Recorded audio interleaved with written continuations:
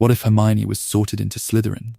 The chamber is open and full of whispers, not the high, bright gossip of a school corridor, but low sounds that slide along stone. The hiss of unseen serpents in the walls, the faint drip of water somewhere far away, the soft, distant thunder of spells colliding above, a war pressing down through the foundations of Hogwarts. May 1998. Beneath the castle, a forgotten antechamber branching from the Chamber of Secrets, ceiling lost in shadow, floor slick with age and condensation. Hermione Granger stands alone in the center of the room, wand raised, tip burning with a narrow, focused thread of light that throws her face into sharp planes and deeper darkness. Her robes are Slytherin black, trimmed in green and silver. No house tie, no prefect badge, only the serpent crest over her heart and the faint fraying at the cuffs where fabric has brushed against too many stone corners. The light from her wand catches on the stitched silver thread. The serpent looks almost alive. In her left hand, an old Slytherin locket lies coiled against her palm like a metal snake, chain trailing between her fingers. It is heavy, wrong, humming with a magic that does not belong to schoolchildren or exams. Her thumb moves over the engraved S, slow, thoughtful, as if she is reading a text only she can see. The air smells of damp stone, old magic, and something metallic, like blood long dried. Dust motes drift through the beam of her wand. Every small movement echoes, the shift of her boots on the floor, the soft rasp of fabric when she breathes. Above, another explosion. A rain of fine grit falls from the ceiling, pattering against her hair and shoulders. Her face is calm. Too calm for the girl who once raised her hand for every answer. Her eyes look not at the door, not at the ceiling, but at some fixed point in the middle distance, as if she can see the whole war laid out there, pieces and names and promises, more than any description could contain. Somewhere in the walls, something living moves, scales on stone, a whispering, sibilant, curious. It pauses near her, listening. She does not flinch. "I suppose," she says quietly, voice steady, "this is the moment everyone will call my betrayal." The word hangs there. Betrayal of whom? The man with the phoenix, or the one with the snake? The boy who trusted her with his life, or the headmaster who trusted her with his plans? The chamber does not answer. The serpents only hiss, a sound like laughter or warning. She closes her fingers around the locket until the edges bite into her skin. A thin line of red appears, bright against pale knuckles, then disappears as the metal drinks it in. She does not look away. "This was always the plan," she murmurs, so soft it might be only for the stone and the dark. From the very first night, the wand light dips, then steadies as she lifts it higher. The green glow from the locket and the silver thread on her robes catch and blend, washing her in an eerie, shifting color. The Slytherin crest on her chest gleams, serpent coiled, ready to strike or to guard. She raises her wand, higher still, the motion precise, ritual sure, as if she has been practicing this sequence in her head for years. "He has been planning this," someone once said of another boy in another part of the castle. They were wrong about who the real strategist was. Her lips shape the first syllable of something old and forbidden. The air tightens, listening. We cut away before the spell is spoken, before the light breaks, before we know which side she has chosen. Later, we will walk back through letters, choices, and green-draped corridors to understand how Hermione Granger ever came to stand here, under Hogwarts, wearing Slytherin colours, and holding the war in her hand. The air tightens, listening. Cut. September 1st, 1991. King's Cross Station. 10:45 a.m. The world is smaller here. No chamber, no echoes of war. Just a crowded London platform that smells of diesel and coffee, of newspapers and rain on stone. The camera finds a girl standing very still beside a luggage trolley, as if stillness is the only way to keep from shaking. Hermione Granger looks younger than the legend she will become. 2 big front teeth that make her bite her lip when she is thinking. Frizzy brown hair trying to escape the plait her mother made that morning. A new Hogwarts trunk with shiny brass corners. A slightly scuffed second-hand wand box tucked on top. and a copy of Hogwarts: A History pressed so tightly to her chest that the cover bends. She has been planning this for months, reading every book she could find, every leaflet that came with her letter, every mention of this hidden world that had been walking beside her all along. She checks her ticket. Again, platform 9 3/4, 11 o'clock. She reads the words, looks up at the solid brick barrier between 9 and 10, and then checks the ticket a third time, as if the ink might have changed while she blinked. Her lips move, not with worries, but with spell names. Alohomora, Lumos, Wingardium Leviosa. Each syllable a promise that this is real, that she will not arrive unprepared. Her fingers tap the spine of the book in a quiet rhythm, matching the list in her head: subjects, professors, house names, rules, especially rules. She scans the crowd. Not for magic, she does not yet know how that looks, but for familiarity. Someone from the school, someone from the bank, someone who might have written one of the careful, looping signatures at the bottom of a Hogwarts letter. She knows every name: Minerva McGonagall, Albus Dumbledore, Argus Filch. None of them are here. Instead, her eyes snag on fragments. A flash of red hair, several heads of it together, a whole family orbiting a battered trolley with a squeaking owl cage. A tall, thin woman shepherding boys with identical faces. One freckled boy, about her age, looks utterly lost as he stares at his own ticket, then at the barrier, then back again. Farther off, half hidden behind an adult, a small, thin boy with messy black hair and clothes that do not fit. Round glasses. A lightning-shaped scar. He looks at the barrier like it might bite him. He looks at the world like no one has ever explained the rules. Hermione hesitates. Should she walk over, introduce herself, offer the theory she has already built about how one might access a concealed magical platform? Politeness wars with shyness, rule following with the quiet, sharp ambition that has always lived under her skin. If she helps them, perhaps they will be grateful. If she solves this first puzzle, perhaps Hogwarts will see that she belongs. She shifts her grip on Hogwarts, a history, squares her shoulders, and starts toward the barrier at a brisk walk, just as the red-haired family moves. For a moment, paths nearly cross. He looks at her. She looks at him.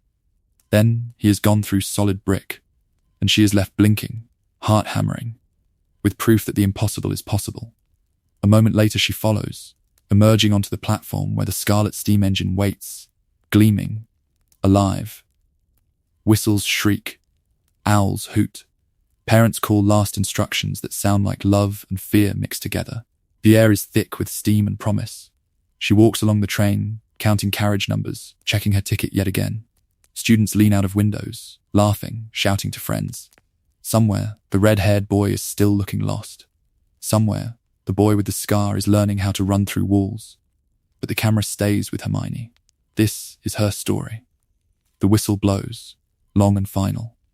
Doors begin to slam shut, one after another, like a line of decisions falling into place. Hermione takes a deep breath that is more than any description could contain, tightens her hand around the book, and steps up into the nearest compartment corridor. She does not know that high above, in a castle she has only seen in pictures, a tattered old hat is waiting, ready to look into her mind and see something different this time. She does not know that when it does, the whole war will shift. She only knows that the train is moving, the doors are closed, and there is no going back. The compartment is narrow and smells faintly of dust and chocolate frogs. Hermione sets her trunk down, then her satchel, then herself. In that order. The window shows a blur of red brick sliding away, but her attention is on the brass latches and buckles in front of her, on the world she has tried to pack into a single trunk. Inside, everything has a place. On the left, color-coded notebooks, each spine labeled in her precise, blocky handwriting. Charms, theory, transfiguration, principles, history of magic, preliminary notes, a narrower one at the back, wizarding lore, introductory. Next to them, a row of quills, each meticulously labeled with tiny paper flags, everyday, essay, exam, spare, ink bottles wrapped in soft socks so they will not break. A muggle planner, weak to view, filled for months already with revision timetables and invented homework. On top of the planner lies a folded letter from Professor McGonagall. She has read it so often that the parchment has begun to soften along the creases. Your intelligence and discipline will serve you well at Hogwarts. The words look back at her like a promise and a challenge. For a moment, the compartment fades, and she is in her bedroom again. 4 walls lined with library books, not just on magic, but on mythology, medieval lore, Latin primers, psychology. A corkboard over her desk, crowded with newspaper clippings about strange events, unexplained animal escapes, freak storms. A boy who survived a killing curse she does not yet know by that name. Red string would be too dramatic. She uses neat arrows in blue pen instead. Under her mattress, a hidden notebook titled Magic, Working Theories. Diagrams of wand movements she has reconstructed from children's illustrations. Lists of Latin roots she has taught herself. Hypotheses about how spells might be structured. She has been planning this, long before any owl brought a letter. She would take a pencil, stand in front of her mirror, and practice. Wrist flicks, sweeping arcs, sharp jabs. Not just copying pictures, but refining, correcting, running experiments on the angle of her hand and the speed of the motion, building a private curriculum no one assigned. In another notebook, she wrote out a plan in numbered steps. Become the best witch in 100 years. Master theory, master practice. Gain access to advanced libraries. Secure mentors. Influence policy. Rules to her are not chains. They are tools. On the train, she pulls out Hogwarts, a history, and the parchment of school rules she copied from the back. She underlines phrases that could be useful. Students are not permitted in the Forbidden Forest without staff supervision. Interesting.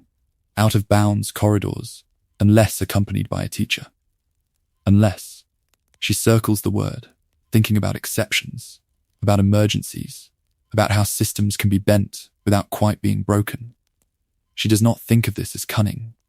She thinks of it as preparation. Outside the compartment, voices rise and fall, trolleys rattle, the train gathers speed. Hermione closes the trunk, rests her hand on the lid for a heartbeat, then looks at her reflection in the window. Frizzy hair, serious eyes. A girl no one at her old school really understood. On this train, in this new world, she makes a quiet vow. Not just to belong, to matter. To become someone no one can ignore again. Someone whose name is written into the laws and the stories. Someone who knows everything she needs to change things. Far ahead, beyond the tracks and the hills and the invisible line where the wards begin, a tattered hat waits. When it looks into her mind, it will see that hunger, that careful, deliberate ambition, coiled and ready, and it will hesitate. The hall is a sea of candles and whispers, wax scent and wood smoke, stone floors cold under thin shoes. Hermione walks in the middle of the line, chin high, eyes everywhere. 4 tables stretch into the distance, 4 rivers of colour and history. Red and gold to the left, loud and laughing. Blue and bronze, quieter, heads bent together over private jokes. Yellow and black, open faces, easy smiles. Green and silver, watchful, contained, badges, catching the candlelight like small, sharp mirrors. She studies the older students' robes, the way they sit, who looks at whom. She has been planning this, too, in her own way, cataloguing every mention of houses from every book, every letter, every half-sentence in Hogwarts, a history. Gryffindor is for the brave. Ravenclaw is for the clever. Hufflepuff is for the loyal. Slytherin is for, she refuses the word the Muggle books would use. She prefers the hats, ambitious. As the names are called, her mouth moves almost without sound. Gryffindor, she rehearses, because that is where Harry is likely to go, and because McGonagall's stories made it sound like the place where things happen. Ravenclaw, she admits privately, because the intellectual prestige hums in her bones. She wants to sit among people who treat knowledge like oxygen. She also wants, though she does not say it even in her own head, the kind of respect that makes the whole world listen when she speaks. Her palms are damp when her name is called. The hat is heavier than it looks. It drops over her eyes, and the hall vanishes. Ah! The voice is dry, amused, very close. Miss Granger, so much noise on the surface. Let us see what sits underneath. Hermione freezes, then forces herself to breathe. You can hear me? She thinks, carefully. Of course I can. I know everything you have told yourself about this place. You want Gryffindor for its story, Ravenclaw for its library. But that is not all you want, is it? Images rise without her consent. Harry on the platform, small and lost. Her parents at the kitchen table, pretending not to be frightened of a world they cannot enter. A lifetime of teachers who smiled politely and still called on the boys first. The hot, choking fear of being powerless when it matters. There it is, the hat murmurs. Self-preservation, not cowardice. You will walk into danger, but not for the sake of a pretty tale. You do what works, not what looks good. It tastes her discipline, the colour-coded revision timetables, the way she already plans to test the edges of every rule. Not to break them for fun, but to understand how they bend. Ravenclaw would feed your mind, it concedes. Gryffindor would sharpen your courage. But Slytherin, the word curls through her like a challenge. Slytherin would give you influence, the hat continues, lingering now. You crave it more than you admit. You want a seat at the table where decisions are made, where laws are written, where no headmaster can tuck a child away and call it necessary. You will not be content to answer exam questions. You want to rewrite them. I am Muggle-born, she thinks, the old warning from the train echoing. They said many foolish things. The hat cuts in.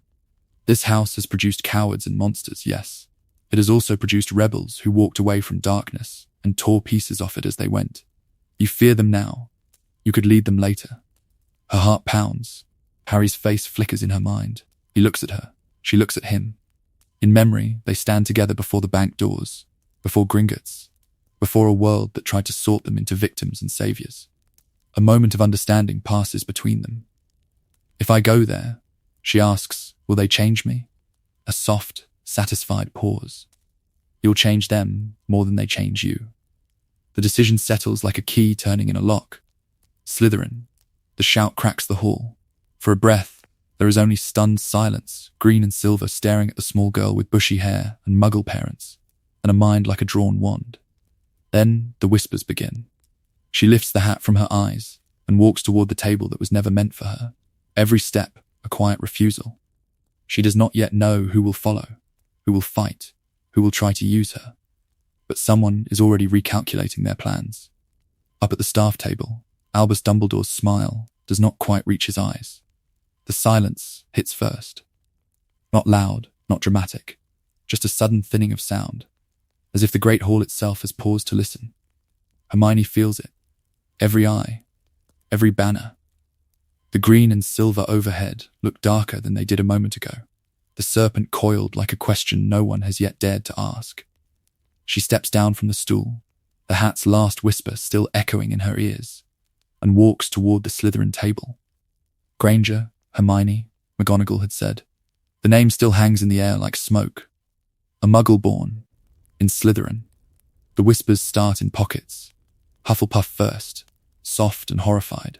Then Ravenclaw, sharper, already cataloguing what this means for house traits and old stories. At the Gryffindor table, Ron Weasley cranes his neck, mouth open. Next to him, Harry watches with the same alert stillness he used in the Gringotts Bank, when Iron Scale spoke of blood inheritance and ancient rings. He looks at her. She looks at him. A moment of understanding passes between them. Rules are not what they seemed. Down the Slytherin table, Draco Malfoy's reaction comes in stages. The initial sneer is automatic at the sound of Granger, the same disdain he used on the train when he talked about the wrong sort. His hand twitches, as if reaching for a script he has been planning this summer, full of pure blood certainty and easy contempt. Then he actually hears the word that followed her name. Slytherin. His eyes narrow. The sneer falters, not quite vanishing, reshaped into something more cautious. If the sorting hat itself has placed a Muggle born in his house, that is not a joke, not a mistake. That is a variable. He looks from Hermione to the staff table, measuring. Up above, the adults are already doing their own arithmetic. McGonagall's jaw tightens. A small, controlled movement that says more than any speech. Slytherin, of all places. She has seen Hermione's letters, the tidy script, the questions stacked in careful rows. This girl should have been hers. Snape's gaze is different. Narrowed, yes, but not only with dislike. He has been planning this year around a different kind of disruption. Harry Potter in his classroom, old grudges stirred. Now there is this. A muggle born with clear ambition enough to sway the hat. He files it away, the way he files potion recipes and debts. Dumbledore's smile remains faint, almost gentle. He knows, perhaps better than anyone, that Slytherin does not equal evil, that ambition can cut in more than one direction. Still, his eyes are bright, calculating. The board is shifting faster than he expected. At the Slytherin table, the choreography begins. A second-year girl with a sleek braid pointedly slides her plate an inch away from the empty space Hermione is approaching. A boy with a sharp profile and older robes pretends not to notice her at all, shoulders angling to close a gap. Then, the pattern breaks. A tall fifth year with a prefect badge, Marcus Vasey in this world, not a Quidditch pitch, but a house to manage, looks at the spaces, then at Hermione. He gestures once, a small economical movement to the place opposite him. Sit. The message is clear, not welcome, not yet, but not abandoned either. He has been planning this too, in a different way. Any disruption can be a tool. Hermione's heart is pounding so hard she can feel it in her throat. She wants to vanish back to the train, to the moment before the hat spoke. Instead, she makes herself walk the last few steps, each one measured, heels steady on the stone. She sits, back straight, hands folded. She can feel the gap of air on either side where no one quite wants to be near her. In her head, she begins to recite, as if studying for an exam. Slytherin values, ambition, resourcefulness, leadership, self-preservation. She thinks of old families and Wizengamot seats, of the way Harry's ring glowed in Gringotts, of the world she has just entered, where law and power are written in names. If this is the House of Power, then she will learn its language. If this is where the plans are made, then she will master them from the inside. They look at each other, across tables and years and expectations. The girl no one expected in green. The boy who was supposed to be only a symbol. More than any description could contain, the war has just shifted by the width of one bench. Hermione lifts her chin. Let them look. She intends to be the one who decides what comes next. The hall is loud and bright, but for Harry everything narrows to one patch of green at the far table. Hermione Granger, the bossy girl from the train with the ink-stained fingers, and the questions and the way she had filled the corridor with words, as if silence was something to be fixed. Now sitting very straight beneath the silver and green banner, hands folded, jaw set. He had watched her walk to the stool, the hat barely touching her curls before shouting Slytherin. The table of snakes erupting in cheers, hands banging on wood, Malfoy smirking like he has been planning this since birth. Harry had clapped when everyone else did, because that is what you do, but his palms had stung in a strange way. Next to him, Ron gapes openly. Blimey, he mutters, then remembers himself and hunches over his plate. Slytherin, that's the house where you know who was. Everyone knows that. His ears go pink. Thought they only took, you know, proper old families. How does a muggle born end up there? The word hangs between them. Muggle born. Harry thinks of her confident voice on the train, explaining every spell she had read about, correcting his wand movement without hesitation, as if she already belonged to this world and he was the one visiting. He looks at her, she looks at him. Or, almost. Her gaze skims the Gryffindor table, quick, assessing. For a heartbeat their eyes catch. Brown to green across candlelight and shadow. A moment of understanding passes between them that is more than any description could contain, made of shared compartments and shared confusion, and the fact that they are both, in their own ways, new. Then she is the one who breaks it. Hermione turns deliberately back to the Slytherin side, to the older boy leaning in to say something, to the girl with the sleek hair and sharp smile. Her shoulders square, her chin lifts a fraction, the same way it had when she had announced on the train that she had tried a few spells and they had all worked. Harry watches that small movement and knows, without knowing how, that she cannot afford to look uncertain in front of them. Not here. Not in the house where ambition and blood and stories like Voldemort's are whispered as warnings and promises. Ron snorts under his breath. Bet the hat's cracked. Putting her there. She'll have them all doing homework for fun by Christmas. There is a flicker of reluctant humor in his voice, but his eyes keep sliding away from the green. Still, Slytherin, you want to stay well clear. Harry does not answer at once. He has been planning this evening only in the vaguest way. Get sorted, not be sent back to the Dursleys. Maybe make one friend, but nothing in those hazy hopes had included. Watching the first person who helped him on the platform disappear into the very house Hagrid warned him about. He remembers her standing in the compartment doorway, saying, "You'd better put your robes on. I expect we'll be there soon," as if she already knew the timetable of this place. He remembers the way she had corrected Ron's spell, precise on every syllable. He remembers, too, the Sorting Hat's voice in his own mind, soft and insistent. Slytherin would help you on the way to greatness. What had it seen in her? What had it seen in him? Across the hall, Hermione laughs at something a prefect says. The sound a little too sharp, a little too quick. Harry cannot hear the words, but he sees the calculation in her eyes, the way she is already mapping this new world of green and silver, of pure blood names and old stories. Gringotts, goblins, blood inheritance, all of it had opened one door. This choice has opened another. You all right, mate? Ron nudges him. You keep staring over there. Just thinking, Harry says. It is the safest answer. The truest one. Because under the noise and the clatter of plates, under the songs and the speeches, a quiet question has settled in his chest and refuses to move. What would it have said about me if I'd gone there too? The staircase down from the entrance hall feels like a throat. Narrow, stone, swallowing light. Hermione walks in the middle of the Slytherin line, counting steps, counting turns, left at the cracked suit of armor. Down past 3 torches, one sputtering, 2 steady. The air cools with every landing, damp creeping into her robes, the faint metallic smell of the lake seeping through the stone as if the whole castle is breathing around them. The prefect at the front lifts his wand. The wall of rough rock becomes a doorway. Inside, greenish light moves across the ceiling like reflected water. The common room is long and low, pillars like submerged tree trunks, underwater windows set between them. Beyond the glass, something pale and huge glides past and is gone before she can identify it, more than any description could contain. Welcome to Slytherin House. The prefect's voice is smooth, practiced. He has been planning this speech. He looks at them one by one, weighing. We are the house of ambition, of unity, of discretion. We do not waste talent. We do not air our quarrels in front of the rest of the school, and we do not forget an insult to one of our own.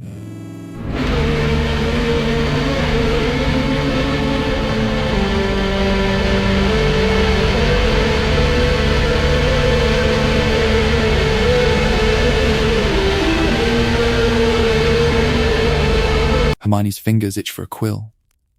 She settles for memory instead, filing every word. Ambition, permission to excel. Unity, conditional loyalty.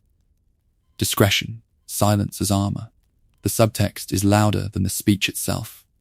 Information is power. Information is currency. She knows that much already, from every book that mentions Slytherin, and every one that carefully did not. He moves on to passwords and curfew, to the head of house, to expectations. She watches who listens and who smirks, who stands a little straighter at the word influence, who glances away when he mentions old families and proper breeding. A blonde boy near the hearth barely bothers to hide his boredom. Others orbit him with small, eager smiles. A sharp-faced girl in the back makes the quickest, cutting joke of the night, and the laughter that follows is edged, testing. 2 students by the far window say almost nothing, but their eyes move constantly, tracking reactions. Near Hermione, a dark-haired first-year flinches just once at a comment about Muggle-borns. Hermione files that away too. She has been planning this without knowing it, she realizes. Every chapter on magical history, every reference to Gringotts and the Wizengamot, every mention of house politics, this is the world those footnotes belong to. If she cannot change her sorting, she will map the terrain. In the girls' dormitory, the lake presses close. The circular room is lined with beds and low chests. Curtains are deep, silvery green. Light from the underwater windows ripples over trunks and blankets. Hermione kneels by her own trunk and unpacks with ritual precision. Night things to the left, day clothes folded in exact stacks, ink and quills in a straight line on the bedside. Table. Textbooks go in a neat pile, ordered by subject, then by likely difficulty. Charms, transfiguration, potions, history of magic. She hesitates over Hogwarts, a history, then sets it on top, as if it is a shield. The last item is a small, plain notebook. She looks at it for a moment. Then she slides it under her pillow, spine aligned with the mattress seam. On the first page, in neat block letters, observations, Slytherin house. Later, the room dark, curtains drawn, she lies awake. The lake murmurs against the windows. Around her, whispers move from bed to bed like another current. Family names, vaults at the bank, seats on the Wizengamot, who their fathers know, who their mothers write to, which professor favours which line. Hermione listens. She does not join in. Not yet. Knowledge will be her shield here, she decides, as the green light fades and returns with each passing shadow. Knowledge will be her weapon. And if this house runs on secrets and blood inheritance and old grudges, then she will learn everything. The classroom is bright and sharp with morning light. Dust motes hang like waiting spells. Hermione sits at the Slytherin desks in transfiguration, quill aligned with the edge of her parchment, spine very straight. Across the aisle, the Gryffindor side glows with red and gold. Harry Potter is there. Ron Weasley. Other names she has already filed and sorted. This is the first real test, she thinks. Not the hat. Not the boat. This. McGonagall walks in, robes snapping, eyes like weighing scales. Hermione has been planning this lesson since she read the textbook twice through on the train, marking every spell, every theory, every footnote. She knows the definition of a switching spell.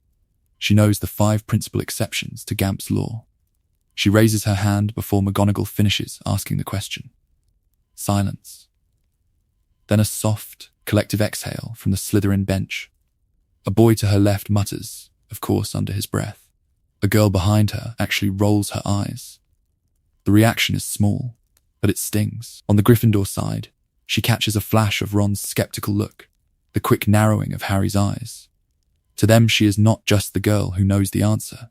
She is the girl in green who knows the answer. McGonagall, however, only nods. Correct, Miss Granger. Approval. Crisp and undeniable. A point to Slytherin. Hermione feels it land like a marker on a board she has already started to map. Professors, expectations, leverage. Knowledge will be her weapon, but now she can see the price. In Slytherin, eagerness looks like weakness if you are not careful. Potions is colder. Literally, in the dungeons, and in the way Professor Snape's gaze moves over them. He pauses when he reaches her name on the roll. Granger, he says, letting the words sit. Our Muggle-born, not mudblood. Not yet, but close enough that the air tightens. He has been planning this, she realizes. Not her, specifically, but the way he will test anyone like her in this house. He prowls the rows while they brew, stopping at her cauldron more than once. Her notes are flawless, ink neat and tiny, steps numbered. Her stirring is precise. When he leans in, he finds nothing to correct, and that seems to irritate him more than any mistake. Adequate, he murmurs. Then, lower, we will see if you can sustain it. Cold attention, not favoritism, not open contempt. A trial. In charms, the air is lighter, Professor Flitwick's enthusiasm filling the room. They are paired across houses. Harry ends up beside her, wand held a little too tightly. His feather does not move. Hers rises on the second attempt, hovering, spinning. Your wrist, she says quietly. He looks at her. She looks at him. For a heartbeat, the world narrows to the desk between them. The shared feather. The faint smell of parchment and dust. Like this. She demonstrates the precise swish and flick. He copies her. The feather jumps, then floats. His surprise is unguarded, almost childlike. Thanks, he says, then glances at the green trim on her robes. as if remembering something Hagrid or Ron told him. The house lines are there, invisible but solid. A moment of understanding passes between them, and then the lesson moves on. At day's end, back in the common room, Hermione makes one more deliberate choice. She does not sit at the edge, alone with her books. She walks to a table where a quiet half-blood girl is reading and a pure blood boy is shuffling a deck of exploding snap cards. She asks, calmly, if the seat between them is taken. It is not. She sits. She opens her notes. They look at each other, then at her. In that small, ordinary movement, she begins to redraw the map of Slytherin from the inside, one conversation, one shared assignment at a time. How far can that map stretch before it changes the whole castle? The candles float above them like watchful eyes. The great hall glows with orange light, with laughter that sounds just a little too sharp. Halloween at Hogwarts. Hermione sits at the Slytherin table, back straight, hands folded precisely around her goblet. On her left, a fifth year is explaining, in a low, satisfied voice, how his grandfather kept the mudblood problem off the family rolls. On her right, a girl with sleek black hair snickers about Gryffindor's newest charity case. The word mudblood lands like a slap. Hermione keeps her face blank. She cuts her pumpkin pasty into neat, exact squares. She will not give them the satisfaction of seeing it sting. She has been planning this too. How to endure. How to listen.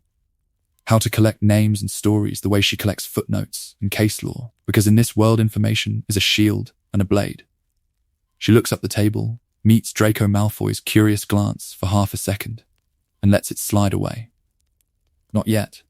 The doors slam open. Quirrell stumbles in, turban askew, eyes wild. "Troll," he gasps. "Troll in the dungeons.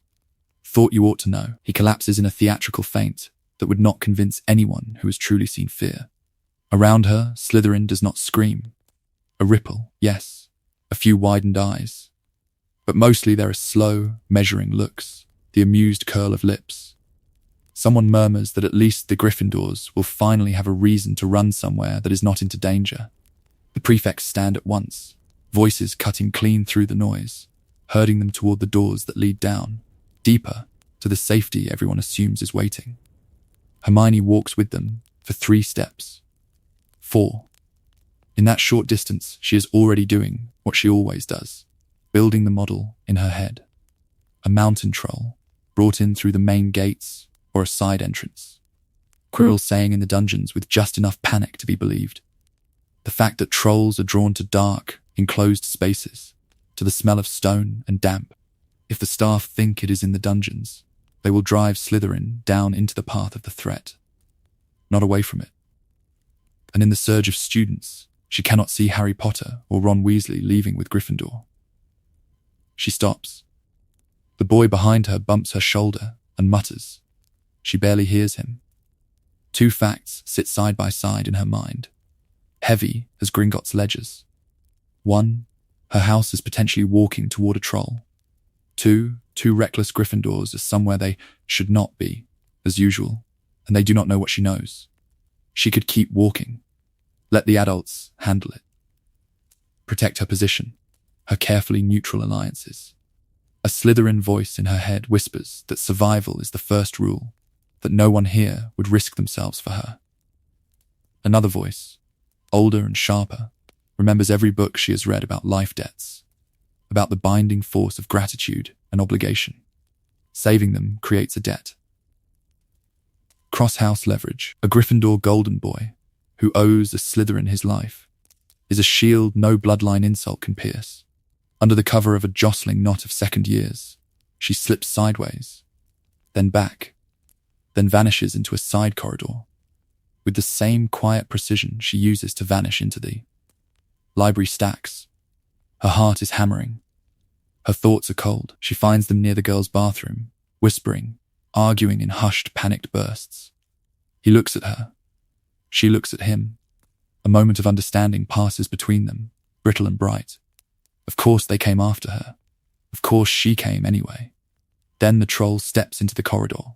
The smell hits first, then the weight of its footsteps, shaking dust from the ceiling. What follows is chaos and strategy braided together. Harry shouting, Ron flinging a spell that almost works. Hermione calculating angles and distractions, using pipes, doors, the echo of sound.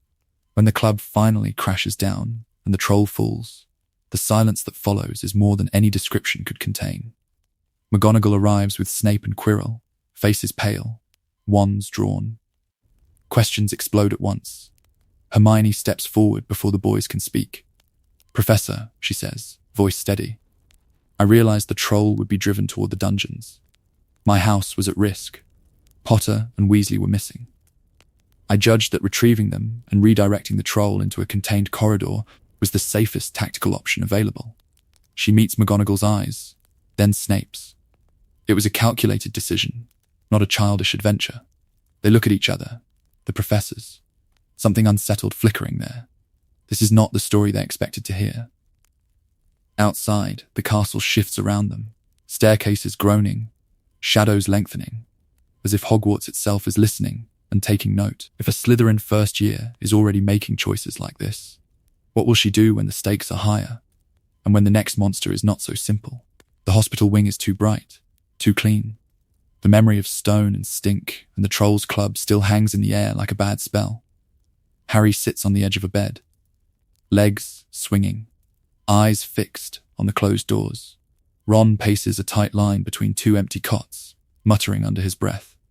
Hermione perches upright in a chair beside them, robes torn at the sleeve, hair escaping its plait, hands folded with deliberate care. She has been planning this since the moment the troll fell. "We need to talk," she says quietly. No preamble, no apology, just the words and the weight behind them. Ron snorts. "About how you nearly got us killed?" She looks at him. She looks at Harry. "About how we nearly got all of us killed. And how next time, if we are not coordinated, someone will not walk out." The word coordinated makes Ron bristle. "Listen, Slytherin, we only went in there because you thought I was going to die," Hermione finishes, voice softening for a heartbeat. "I know. That is why I am talking to you, not to Professor Snape." That lands. Harry watches her, watching Ron. He can feel the castle around them, the whole magical world pressing in. He knows there is more here than homework and house points, more than any description could contain. "What are you asking?" he says. Hermione exhales. "Not friendship. Not yet. A pact." Ron stops pacing. "A what?" "I know things," she says. "Because I read, because I listen, because Slytherin House talks when it thinks no one is listening. I can research. I can move between tables. I hear what Malfoy hears. I can get into places you cannot. But I am not physically imposing." Her mouth quirks, almost a joke. And Slytherin is not a safe place for a muggle born who corrects 6th years. Harry's stomach twists at the word. Ron flinches at the unspoken one. Mudblood. It hangs there anyway.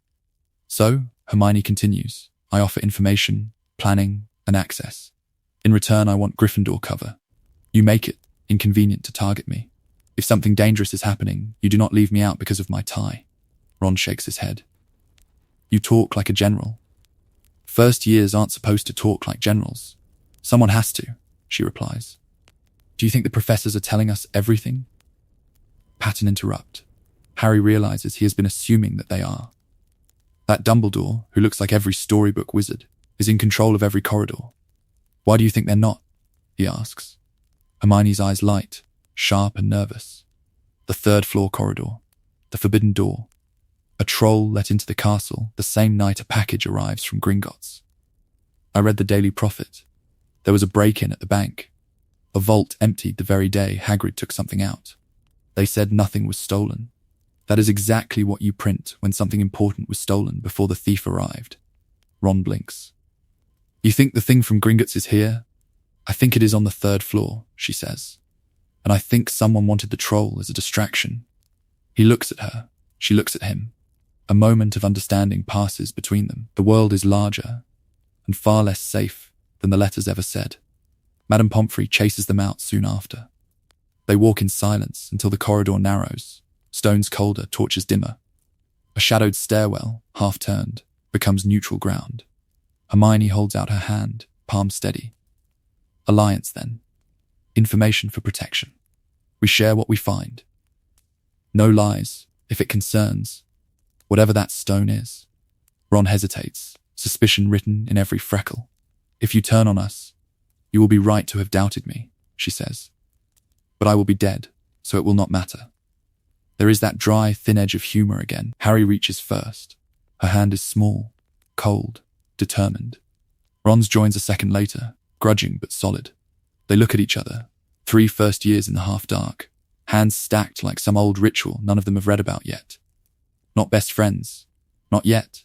A pact of necessity, forged in fear and calculation, that will pull them back to this stairwell when the next mystery opens, and when the cost of breaking it becomes too high to. Ignore. The library is almost empty and full of dustlit air, rows of shelves like stone pillars, the faint scratch of a quill. October, first year. Hermione has claimed a table in the farthest corner, half hidden behind a stack of atlases. Not just first-year spellbooks, towering piles, Hogwarts, a history with her own notes crowding the margins, an annotated guide to magical lore, British wizarding genealogies, Volume 2, and a slim, mean-looking volume on the founder's private charters that Madame Pince had only released after checking her name. Twice. She has been planning this since the hat whispered Slytherin in her ear. If she cannot match their blood, she will match and surpass their knowledge. So she walks the shelves like a mapmaker, tracing lines between statute and story, between who wrote the rules and who quietly broke them. Tonight, parchment is spread in front of her. Columns, names, old families she has heard in the common room, cross-referenced with Wisingamot's seating charts and obscure Gringotts case summaries. She underlines Malfoy, not Parkinson. Draws arrows to notes about committee votes, Quidditch donations, a grandfather who resigned for health reasons 3 days after a scandal. Footsteps. A shadow falls across her table. Marcus Flint, shoulders blocking half the lamplight. A roll of parchment clutched in one hand. He looks uncomfortable, which on his face reads as a scowl. I heard, he mutters, you can fix essays. She looks up, all polite curiosity. I can offer feedback. In exchange for something useful, it starts small. Homework help for Flint. In return for a muttered explanation of which prefect actually controls the late-night passwords to the Quidditch stands. A tutoring session with a nervous half-blood girl, Cassie Warrington, traded for a careful rundown of which portraits report to which head of house. A pure-blood second year, Selwyn, sits opposite her one evening with his potions notes and casually mentions that his uncle sits on a disciplinary panel at the ministry. Hermione listens. She corrects their essays with precise red ink, then asks questions that sound almost innocent. Who sits with whom at the Slytherin table? Which families never share a study group? Which corridor is informally reserved for upper-year dueling practice, and who enforces that? Information flows both ways. She becomes the girl you go to if you want your transfiguration marks to stop embarrassing your surname. The one who knows which teachers care about theory and which only look for neat wandwork. A small circle forms around that far table. Flint, Cassie, Selwyn, a quiet boy named Adrian Pusey, a sharp-eyed half-blood called Morag, whose mother works in the Aura office. One evening, Selwyn frowns over an annotated guide to magical lore. But my father said the ministry can't search a noble house without the head's permission. Old protection. Blood rights. Hermione turns the book toward him, finger landing on a narrow paragraph. That was true. Until the Emergency Powers Act of 1943. See? Terror incidents, expanded authority, then never fully repealed. He blinks, reads, then looks at her differently. You're sure? I checked the case law index, she says, as if it is the most ordinary thing in the world. Grudging respect settles in the air. A pure blood boy realizing that his inherited certainty is outdated, and a muggle-born first year is the one who knows the loopholes. Competence, here, has weight. Later, when they drift back to the dungeons, Hermione stays. She opens a thinner notebook, the one she never leaves in the dormitory. Slytherin observations. She writes, Flint, Quidditch, cares about house image more than rules. Selwyn, family on discipline board, overconfident in old lore. Cassie, anxious, good memory, potential ally. Morag, Mother Aura, asks smart questions, watch closely. Lines grow between names. Arrows to prefects, Snape favors, possible ministry ties. She adds a separate page. Potter, Gryffindor, but not typical. Weasley, emotional leverage on Potter. She looks at the web forming under her hand, a map of a house. The early sketch of a battlefield. In the lamplight, the ink shines wet for a moment, more than any description could contain. Hermione taps the quill against her teeth, considering the next move. The war is far away. On paper, it is already beginning. The dungeon is quiet enough to hear the bubbles. Soft pops, slow simmer, the faint metallic tang of ingredients dissolving into something new. First-year potions, late October. Slytherin and Gryffindor share the room, cauldrons lined in uneven rows, steam curling toward the low ceiling. Snape walks the aisles like a shadow but has learned to speak. His robes whisper. His eyes do not miss much. Hermione knows the chapter by heart. She has copied the instructions twice, annotated them once, and watched the way older Slytherins chop valerian root with the same precision they use to sign their family names.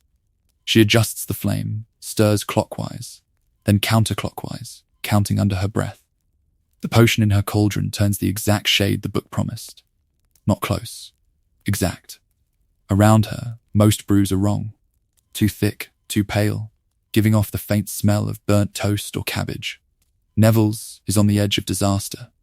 Ron's looks like swamp water. Harry's is not terrible, but not right. Snape pauses by each, voice cutting, words like little knives that nick confidence and leave it bleeding. Then he reaches her table. He looks at the potion. He looks at her. She looks at him, green and silver tie, Muggle-born name. The surface of the brew is smooth as glass. The colour is a clear, soft lilac, more than any description could contain, because it is not just colour. It is proof of preparation, of control, of ambition. Miss Granger, Snape says, the syllables reluctant. 10 points to Slytherin. The room stills. Gryffindors blink. A few Slytherins straighten, reassessing. Hermione keeps her face neutral, quill already moving to note the slight adjustment she made to the heating time. Inside, something sharp and satisfied settles into place. This is how the world should work, she thinks. You do the work. You get the result. Snape moves on, but his thoughts do not. He has been planning this year in his own way, watching for Harry Potter, preparing to shield, to mislead, to atone. He did not plan for a Muggle born in his house, who brews like Lily did at 11, who answers questions before he finishes asking them, who wears green as if she has always belonged to it. She reminds him of Lily's brilliance, of evenings in a different classroom, of a girl who read ahead and argued with textbooks. She also reminds him of everything he has sworn to hate. Mudblood. The word whispers from an older, uglier part of his memory. Slytherin, the tie answers, coiled around Hermione's throat like a challenge. Over the next weeks, he tests her, not openly, in little ways. A comment about Muggle ignorance, tossed out like a scrap, watching to see if she flinches.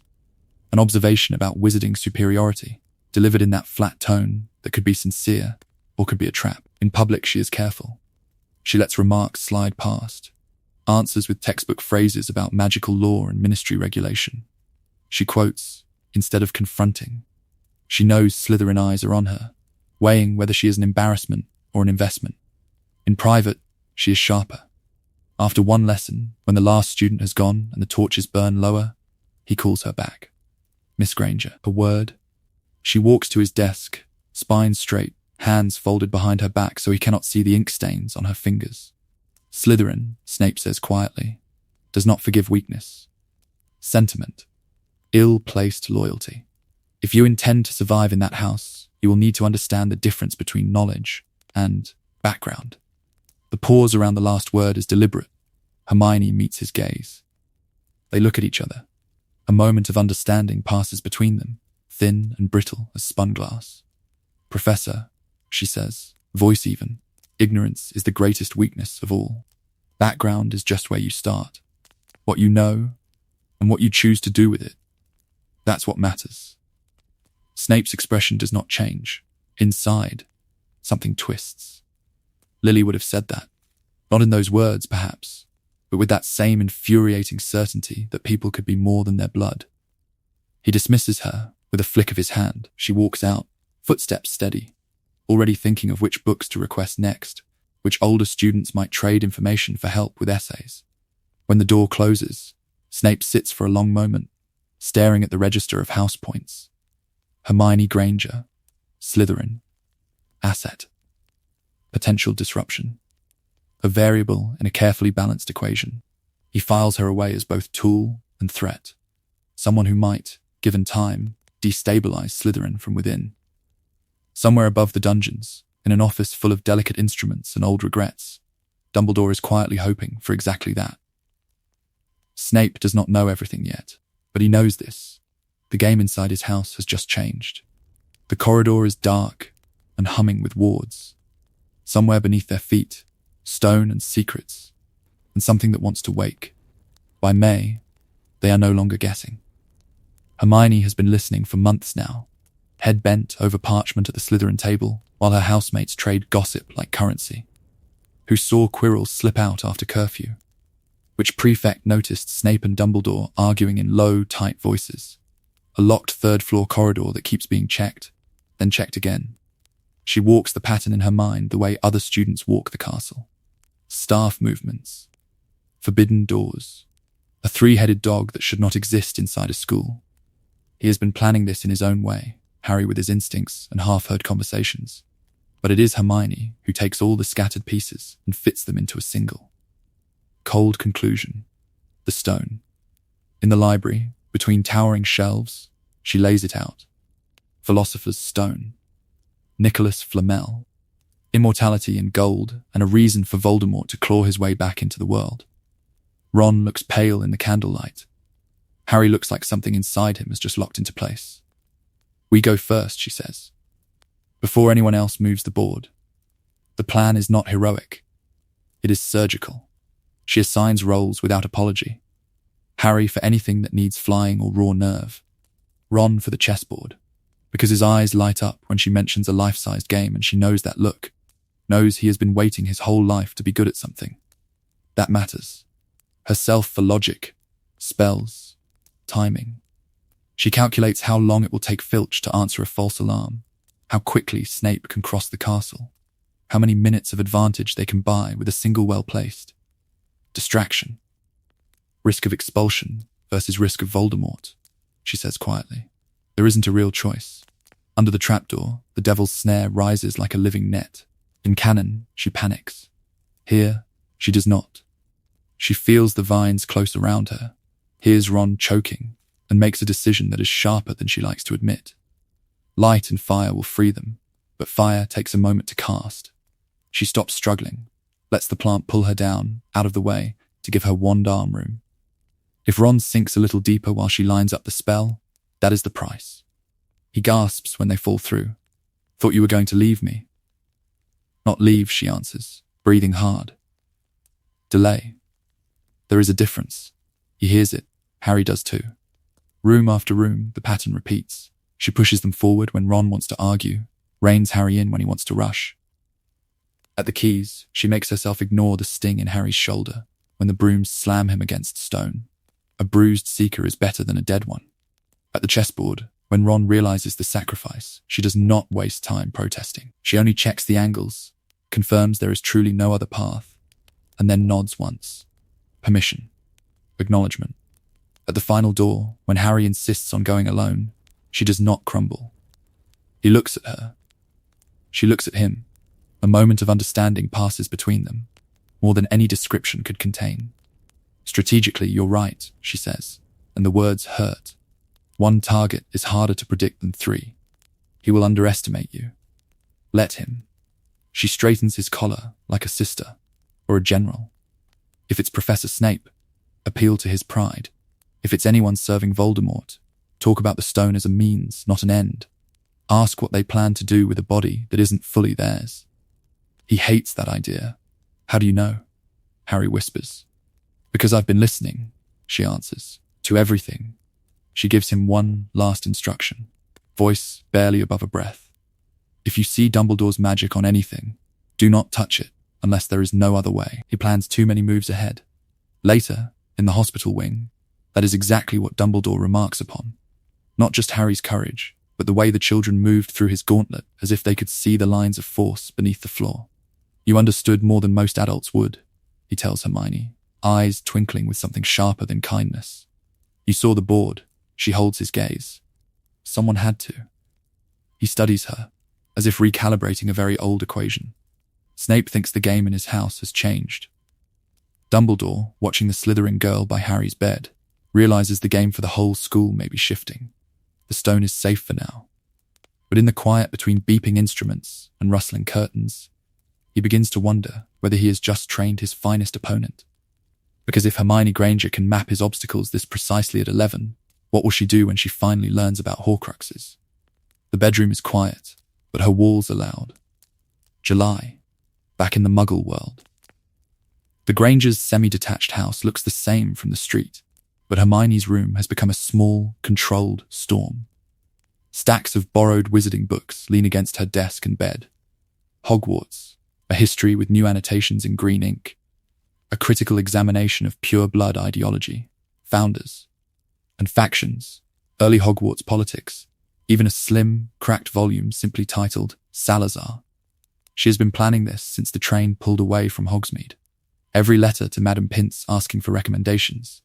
Every note to Professor Babbling and, cautiously, to Professor Snape for reading lists. Every discreet order placed. Through the bank, using her tiny Gringotts key. A bag arrives by owl, then another. Her parents look concerned at the owls, but say nothing when she explains it as summer reading. That part is not a lie. On one wall, the posters are gone. In their place, parchment sheets, printer paper, bits of notebook torn out and taped together, names in different inks, Black, Malfoy, Nott, Rosier, Lestrange, arrows connecting them to dates, to trials, to scribbled notes like claimed Imperius and resigned Hogwarts governorship. She draws a line from Salazar Slytherin to Gaunt, then from Gaunt to Tom Riddle, then from Riddle to the word Voldemort, underlined 3 times. She steps back, looks at the web, then adds a new branch, Andromeda Black Tonks. Regulus Black Locket? Cave? She writes, not all Slytherins followed. Not all stayed. Another sheet is a timeline. 993, founding, and 15th centuries, blood purity debates, early bans on Muggleborns proposed and defeated. 20th century, Grindelwald. 1940s, Riddle at Hogwarts, chamber opened. 1970s, Death Eater recruitment in Slytherin common room. She links events to overheard comments from her housemates, half boastful, half defensive, catalogued with the same precision she uses for arithmancy. Here is the dissonance. She remembers a Slytherin girl quietly fixing a first-year's potion when Snape wasn't looking.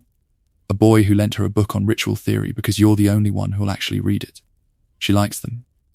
She knows their favourite subjects, their worries about OWLs years too early, the way they look away when someone makes a crude crack about Muggleborns. Yet the ideology tied to their house has led to trials, to Azkaban, to names scratched out on family trees, to people like her being called mudblood. Both things are true at once. What is Slytherin supposed to mean for her? The pattern interrupts her. A phrase she copied from an obscure chapter on mental disciplines of the medieval houses. Occlumency, only half named, described as the art of ordering thought against intrusion. The book is vague, more rumour than instruction, but it offers exercises. Imagine a room, place memories in boxes, close the door. So she practices. Lying in bed at night, she builds a corridor in her mind. One room for first-year classes, one for the stone, one for the way Snape's eyes narrowed when she answered too quickly, and the way he later, very quietly, corrected her Latin under his breath. She files faces, conversations, every scrap of data. She does not know who might try to enter her mind one day. She only knows she wants them to find locked doors. She looks at the wall again. Salazar Slytherin at the top. Underneath 2 columns, what was and what could be. Under what could be, she writes, ambition as responsibility, cunning as protection for the vulnerable, legacy as choice, not chain. When she returns, she decides she will not just survive Slytherin, she will redefine it, even if the house resists her every step. Especially then, somewhere in the castle she has not yet seen, a diary waits for a lonely Slytherin girl. Hermione Granger is already, quietly, preparing to meet it. The chamber is open and full of whispers. September 1992. The Hogwarts Express hums along the tracks, and in the green and silver compartments, the story of the year has already begun. Hermione sits with her back straight, book open, quill resting unused across the page. Around her, second-year Slytherins lean in close, voices low and bright with a particular kind of excitement. Someone's older brother swore he heard it at the manor.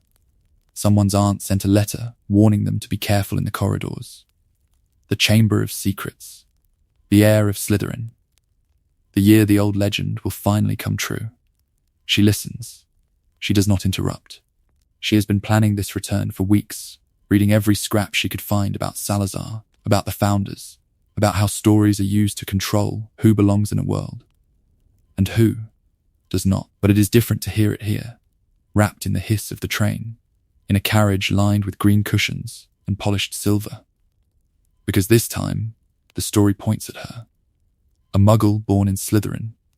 The contradiction everyone can see, even if they pretend not to look for too long.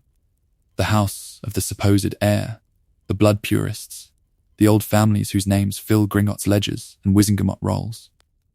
If the heir rises to purge the school, what does that make her? An insult? A test case? A warning? She imagines the headline, Muggle-born girl found in Snake's den. Her chest tightens, but her mind sharpens. Fear is information. Information can be sorted. By the time they reach the feast, she already has columns in her head. Who repeats which rumour? Which older Slytherins look genuinely unsettled, glancing at the staff table, at Dumbledore, at Snape? Which ones look thrilled, as if the castle itself has finally remembered its proper shape?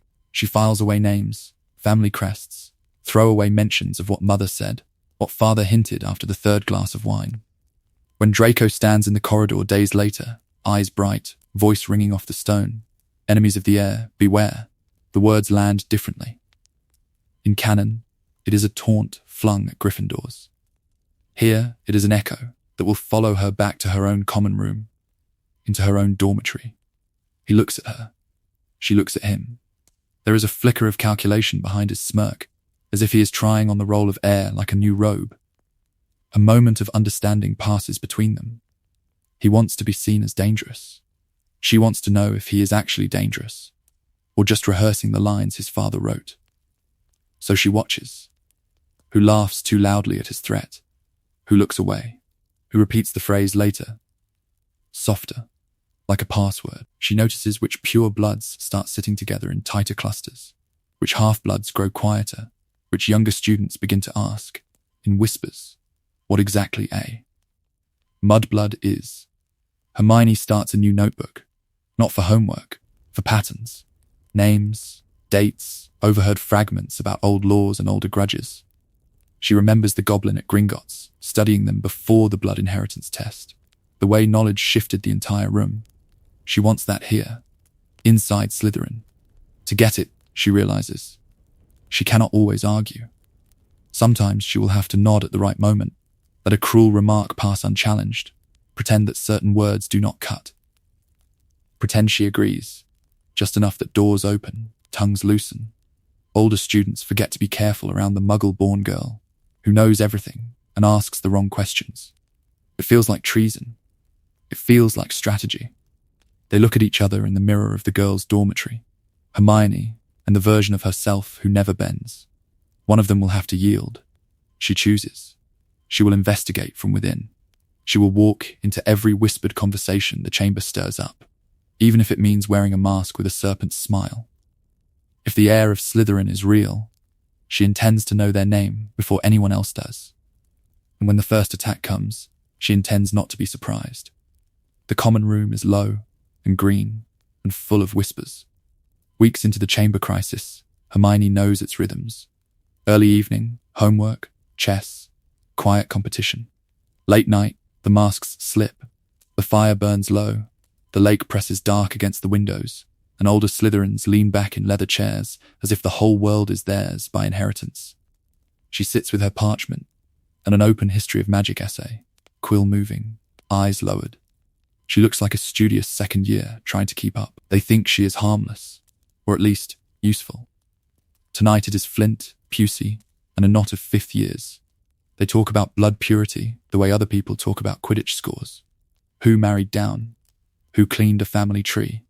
Whose parents still will not say Voldemort's name, even now? War stories traded like cards. A raid in France. A cousin who vanished after a ministry inquiry. A grandfather who claimed he saw the Dark Lord walk through fire and laugh. Hermione listens. Every detail, every name. Then, softly, she adds a question. Not a challenge. An invitation. I was reading about the founders, she says, as if this is merely another footnote she wants to chase. Professor Binns mentioned Slytherin's other protections once. Do any of your families have better records than the school? Private letters? Gringotts charters? The word Gringotts lands with weight. Old money, here's old bank. One of the fifth years, not, tilts his head, interested despite himself. He has been planning this kind of conversation his whole life, she thinks.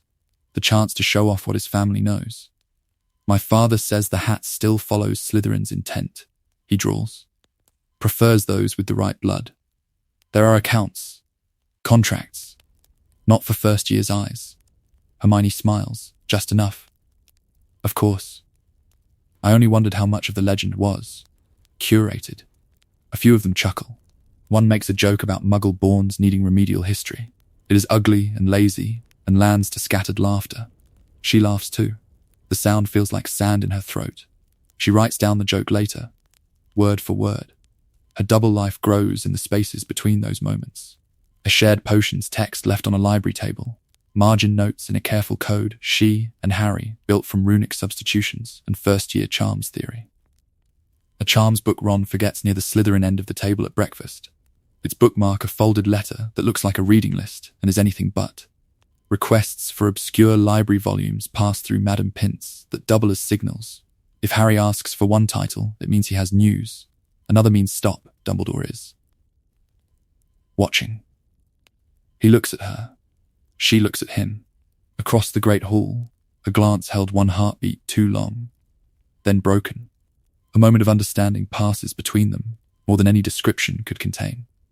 At night, under green light, she becomes clinical. A narrow notebook, wards layered over the cover. Names, boasts, slips, who claimed their aunt always said the chamber was a family matter, who insisted the monster must be a creature only true heirs could command, who went silent when younger students asked too directly. The strain shows in small ways. Her smiles come a second late. Her hands cramp from writing. She dreams of stone corridors and can't tell if the hissing she hears is pipes or whispers. Then, one evening, Nott stops mid-sentence when she asks about the last time the chamber was opened. His eyes flick, just once, toward a quiet corner where a pale boy is pretending not to listen. Malfoy. The conversation stutters. Someone changes the topic to Quidditch. The fire pops. Hermione's quill hovers above her parchment. Someone in this house knows more than they are saying, maybe more than one. And as the attacks spread, she realizes something else. If she presses the wrong person, her mask will not be the only thing that cracks. The next clue will not come in the common room at all. The corridor is empty and full of echoes. Late afternoon. The library has just closed, but Hermione is still walking in its shadow. Ink on her fingers, dust in her hair, a stack of notes pressed tight against her chest. She has been planning this search for weeks, following every half-remembered whisper in the Slytherin common room, every snide joke about the air that sounded just a little too rehearsed. Slytherin gives her something Ravenclaw never could have. Not just ambition, but access. Older students who smirk and drop names of families and founders. A prefect who lets her into the house's private shelves, where the leather is cracked and the wards taste faintly of serpentine magic. A green-bound volume on Hogwarts legends that Madame Pince would never let a second year touch. She looks at the entry on Salazar Slytherin, reads the footnotes, then the citations, then the book those citations come from. She builds the answer the way she builds everything, line by line, cross-reference by cross-reference, until the pattern stops being rumor and becomes mechanism. Pipes. Mirrors. A creature that kills with sight. The word basilisk does not frighten her as much as the realization that someone in her house has been laughing about this for months. The crucial page is thin and brittle under her hand when it finally clicks. Spiders fleeing. Mrs. Norris turned to stone.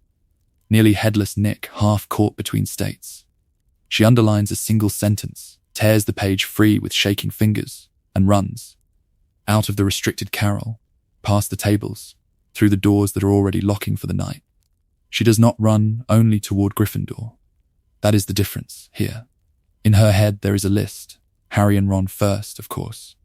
But also Daphne, who flinched at the last blood joke, and Theodore, who asked, very quietly, whether the school had ever closed for danger before. She is going to warn them all. She is going to prove that being Slytherin and Muggle-born is not a contradiction, but a choice.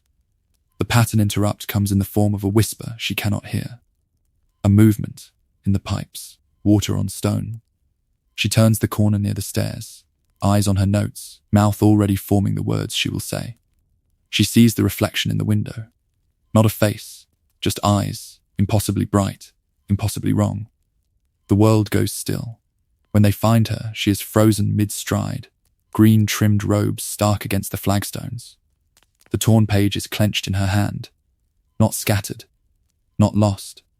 As if even petrified, she refuses to let go of the answer. In the common room, the impact is immediate and ugly. One of ours, someone whispers, and for a moment the phrase is horrified, protective, more than any description could contain. Then another voice, cooler, says that this is what happens when the hat makes mistakes. When Muggle-borns walk where they do not belong, the divide that has been hairline all year widens into a crack. Some Slytherins sit a little straighter, suddenly uneasy with the idea that the monster does not care about house colours. Others look at the empty chair where Hermione used to sit, and decide that her fate is a warning, not a tragedy. Harry stands at the foot of her hospital bed and feels something break. He looks at her. She looks at him, or would if she could move. A moment of understanding passes between them anyway, because of the page still locked in her stone fingers. The letters, basilisk, pipes, roosters stare up at him like a map. Hermione cannot speak, but she is still guiding them. Green against white, ink against parchment. She becomes something new in that moment, not just a victim, but the first Slytherin to be punished for questioning the houses. Darkest legend. And in the quiet of the hospital wing, with the castle holding its breath, Harry and Ron realize they are no longer just solving a mystery. They are finishing a thought she began. The castle exhales. Light. The sharp smell of potions. The stiff weight of her own limbs. Hermione blinks up at the white ceiling of the hospital wing, and for a moment, does not remember why she cannot move. Then the memory of the mirror, the basilisk, the page clutched in her frozen hand crashes back, and she tries to sit up at once. Madame Pomfrey protests. Harry gets there first. He looks older, thinner around the eyes. Ron hovers just behind him, ears already pink. They talk over each other, words tumbling out. The diary, the chamber, the sword, the phoenix, Ginny. She listens, fingers tightening in the sheets as she realizes they followed her trail exactly, step for step, all the way into the monster's lair under the school. Then Harry hesitates. He looks at her. She looks at him. His voice drops when he explains what it was like up here, while she lay cold and silent, Slytherin under suspicion, whispers at every meal, teachers watching the green and silver, table as if the heir might stand up and announce himself between the toast and the pumpkin juice. She had known, in theory, what it meant to wear that crest. She had not imagined what it would feel like to wake and discover that her house had spent months as a kind of open question. Traitors, victims, or both. Back in the common room, the answers are not simple. Some Slytherins will not meet her eyes. Others look too long. A third-year boy she barely knows brushes past her on the stairs, murmurs, thanks, without stopping. A girl from her dormitory, whose uncle works at Gringotts, corners her by the fire to complain that now the Auras will dig through every old family vault and letter because you had to make a scene with your research. Hermione listens. She has been planning this year around grades and timetables and carefully calibrated rule-breaking. She had not planned for being the Slytherin who proved the heir could be. Anyone, the one who made the world look twice at their table. Dumbledore calls her to his office 2 days later. The room is warm, cluttered with instruments that tick and breathe. He speaks softly as he walks her through what he knows. Her notes, the page, the risk she took going to the library alone. He does not say, "You saved them," but the words hang there anyway, more than any description could contain. He tells her she has done something rare, not just cleverness, but courage of a particular kind. The courage to challenge a story that has protected Slytherin for centuries. Then, almost casually, he adds that bridges are built by those who can walk in more than one world at once. A Muggle-born Slytherin, who helped stop the heir. The phrase settles in her mind like a new title, heavier than any prefect badge. She thinks of Slughorn's stories about talent and influence, of Andromeda Black leaving everything behind, of how house reputations bend slowly, one stubborn witch at a time. They look at each other. A moment of understanding passes between them. He has been planning this, she realizes. Not the chamber, not her choices, but this invitation to be useful in a way that is larger than homework or house points. When she returns to the dungeons, the air feels different. Some will fear her now, for what she knows and what she is willing to drag into the light. Others will admire her for the same reason. She decides, very quietly, to use both. If Slytherin must be watched, then she will choose what they see. She straightens her tie, green against white, and walks toward the common room door, ready to become the kind of leader no one expected. One you cannot quite decide whether to cross or to follow. The timetable is impossible. Columns and boxes and tiny, cramped handwriting. At first glance, it looks like the work of an overachiever who cannot say no to a class. It is not. It is a battle plan. Third year, Hermione sits at the Slytherin table, green and silver all around her, and redraws her schedule for the 4th time. Arithmancy, ancient runes, care of magical creatures, divination, Muggle studies, every core subject. Too many hours, not enough day. But she has been planning this since the chamber, since basilisk venom and phoenix tears made it clear that Hogwarts is not a school. It is a fault line. When the next war comes, she intends to have every tool. McGonagall's letter about special permission and strict conditions felt heavy in her hands. The time turner feels heavier still, warm against her skin, hidden beneath her robes. A Gryffindor Hermione might have worn it like a badge of honor. Another proof she can do everything. Slytherin Hermione counts rotations, calculates margins of error, sketches branching timelines in a neat grid. How many extra hours before fatigue compromises spell work? How many passes through one corridor before someone notices a pattern? What could time itself do in a duel, in a negotiation, in a rescue? She tests small things. A conversation repeated with better phrasing. A library visit shifted 10 minutes to avoid a group of older Slytherins. She watches cause and effect unfold in miniature and writes it all down. The notebook is not labelled. It lives at the bottom of her bag, next to ink, spare quills, a folded piece of parchment listing names of Death Eaters acquitted on technicalities. She looks at that list often. Defense against the dark arts becomes the center of gravity. Lupin's classroom smells of tea and old books. His voice is gentle, his spells precise. He talks about boggarts and hinkypunks, but also about intent, about how the same curse can shield or shatter depending on the caster. Hermione listens, then stays behind. What about non-verbal casting? What about counter curses not on the syllabus? What about the line between understanding the dark arts and using them? He hesitates. She sees it.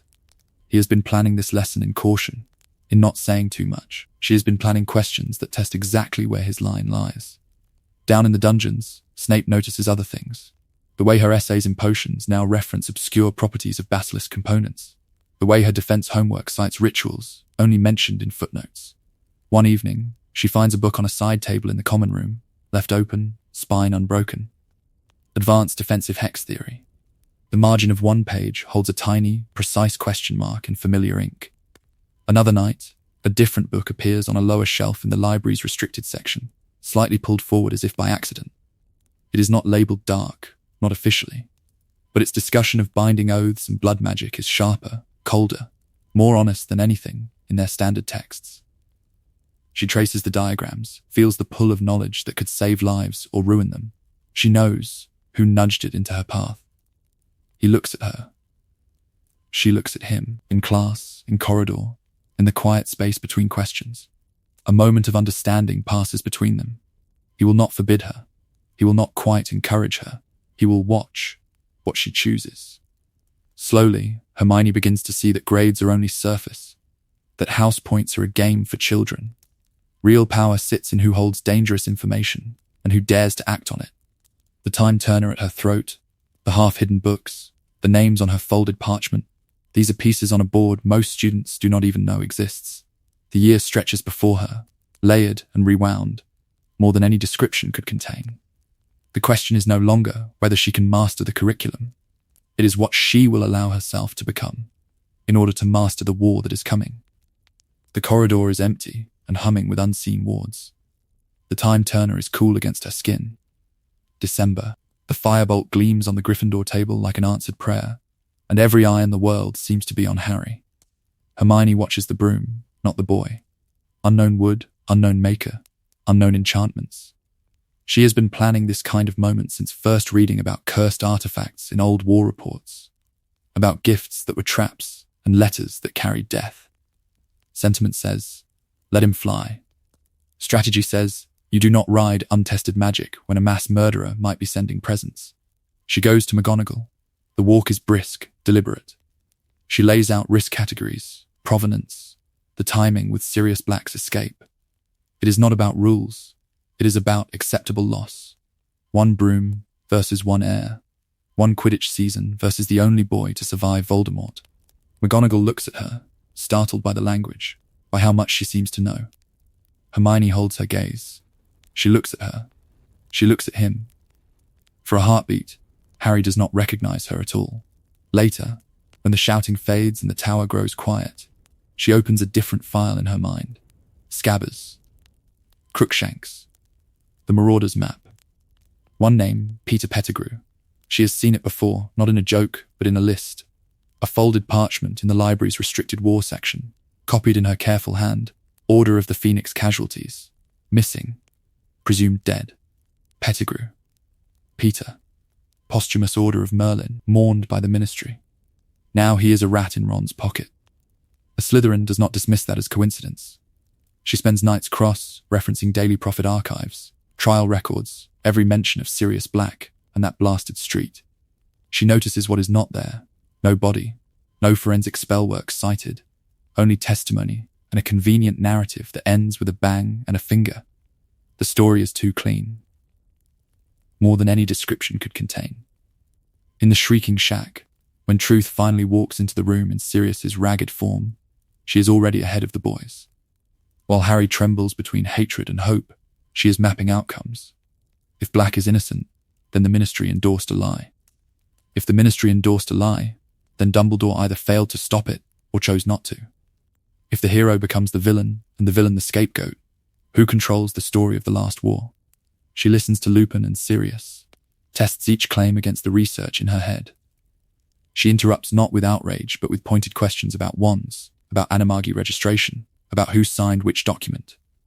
When Harry hesitates, she quietly says, if we clear him, they will owe us. All of them. He looks at her. She looks at him. A moment of understanding passes between them. Then the moon rises. Lupin's body twists, and the room fractures into screams and splintering wood. Hermione does not freeze. Slytherin has taught her that survival is an art, that triage is not cruelty, but mathematics. She shoves Harry toward the door, calculates distance, line of sight, the speed of a werewolf versus 3 exhausted third years. Shield first, then movement. She drags Ron, leg useless, into the shadow of the Whomping Willow's roots, puts her body between him and the clearing. Every spell is chosen for delay, for redirection, never for glory. Later, on the hospital wing bed, she watches Fudge refuse the truth laid out before him, the Dementor's kiss nearly given, the illegal animagus, the rat that walked away. None of it matters, because it would unravel too many comfortable lies. She understands something cold and precise then. Being right is irrelevant if the wrong people hold the quills. To change this world, she will need more than evidence. She will need seats on the Visengamot, control over newspapers, allies in Gringotts, leverage written into law and sealed in blood. And as the castle sleeps, she begins to plan who, exactly, she will have to outmaneuver next. The lake is black glass, cut by lantern light and foreign sails. October. The Durmstrang ship rises from the depths, as if the lake itself is exhaling secrets. Beauxbaton's carriage descends like a jeweled beetle from the clouds. While most students point and whisper about fur cloaks and silk uniforms, Hermione is already counting wands, staff positions, the way Karkaroff walks ahead of his students like. A minor monarch and Madame Maxime pauses to greet Hagrid as an equal. She has been planning this in her own way, filing away every detail. Different curricula, different laws, different ways these schools train their champions and their future ministers. What do Durmstrang's syllabi say about the dark arts? How does Beauxbaton's teach diplomacy when half their graduates end up in the French ministry? She wants to know everything, not because it is exotic, but because it is useful. When Dumbledore explains the goblet, her quill moves fast. Binding magical contracts, age lines, international oversight that is more ceremonial than real. In Slytherin, the air tightens. Older students mutter about glory and opportunity. Younger ones glance at Draco to see what they should think. Draco smirks and declares that of course a Slytherin will be chosen. Harry's name comes out instead. The hall seems to tilt. He looks stunned, then angry, then very briefly afraid. She looks at him. She looks at the staff table. Karkaroff's narrowed eyes, Snape's calculating stillness, Dumbledore's expression, too calm, too practiced. A moment of understanding passes between them that no one else can read. This is not an accident. Her first reaction is simple, human fear for Harry. Her second is cold arithmetic. A fourth champion means a broken system, and a broken system can be exploited. If someone has forced Harry into the tournament, they have been planning this. If Voldemort is truly stirring, what better way to isolate the boy who lived than to dress it up as school tradition? Back in the Slytherin common room, the knives come out. Badges appear, Potter stinks, in tasteful green. Laughter rings off the stone. Hermione does not laugh, but she also does not defend him. Publicly, she only lifts a brow and says it will be interesting to see whether a Gryffindor can survive rules he never bothers to read. Privately, she waits. In the library, late, he finds her already surrounded by stacks, magical creatures, tournament histories, loopholes in binding contracts. He looks at her. She looks at him. Neither bothers with small talk. She pushes a book across the table, open to the section on dragons. His throat works once. "You're helping me," he says. "I'm helping Hogwarts not lose a champion in front of 2 foreign heads of school," she answers. "And I'm helping you not get killed. Try to keep those in that order. They walk a careful line after that." In corridors, she is cool, distant. Another Slytherin watching the spectacle. In hidden classrooms and behind library shelves, she drills him on summoning charms, underwater breathing strategies, wandless casting he once practiced for fun and now needs for survival. The Yule Ball arrives like a test she has set for herself. In another world, she might have fretted about dates and dress robes. Here, she chooses deliberately. Sleek green silk, Dagworth family silver at her throat, hair tamed into controlled curls. A Slytherin muggle born walking down the staircase with Victor Krum, Durmstrang's champion, international Quidditch star, on her arm. The room turns. Pure blood parents in portraits look down, disapproving. Some Slytherins stare as if she has rewritten a rule they never knew could bend. That is the point. Her very presence beside Krum says, "Your blood myths are obsolete. Influence can be earned." The night is not about romance. It is about conversations. She asks Krum quiet questions about Durmstrang's headmaster, about which subjects are emphasized, about what his classmates whisper when they think staff cannot hear. He answers slowly, thoughtfully, giving her fragments of a larger pattern. Pattern interrupt, midway through a waltz. She realizes she is no longer cataloguing steps but exits, vantage points, the sight lines to the goblet's old resting place. By the time the second task ends, the pattern is clearer and more troubling.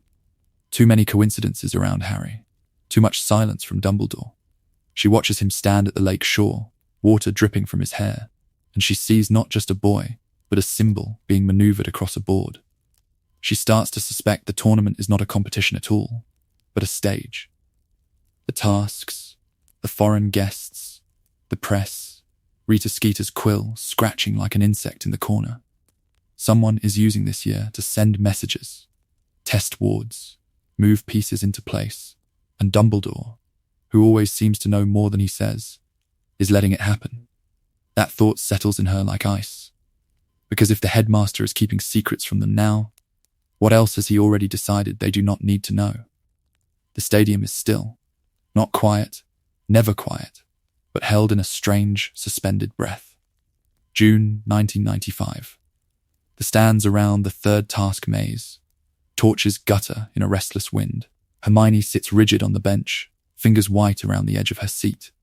The maze looks like a living thing from here. Hedges shifting, shadows swallowing light.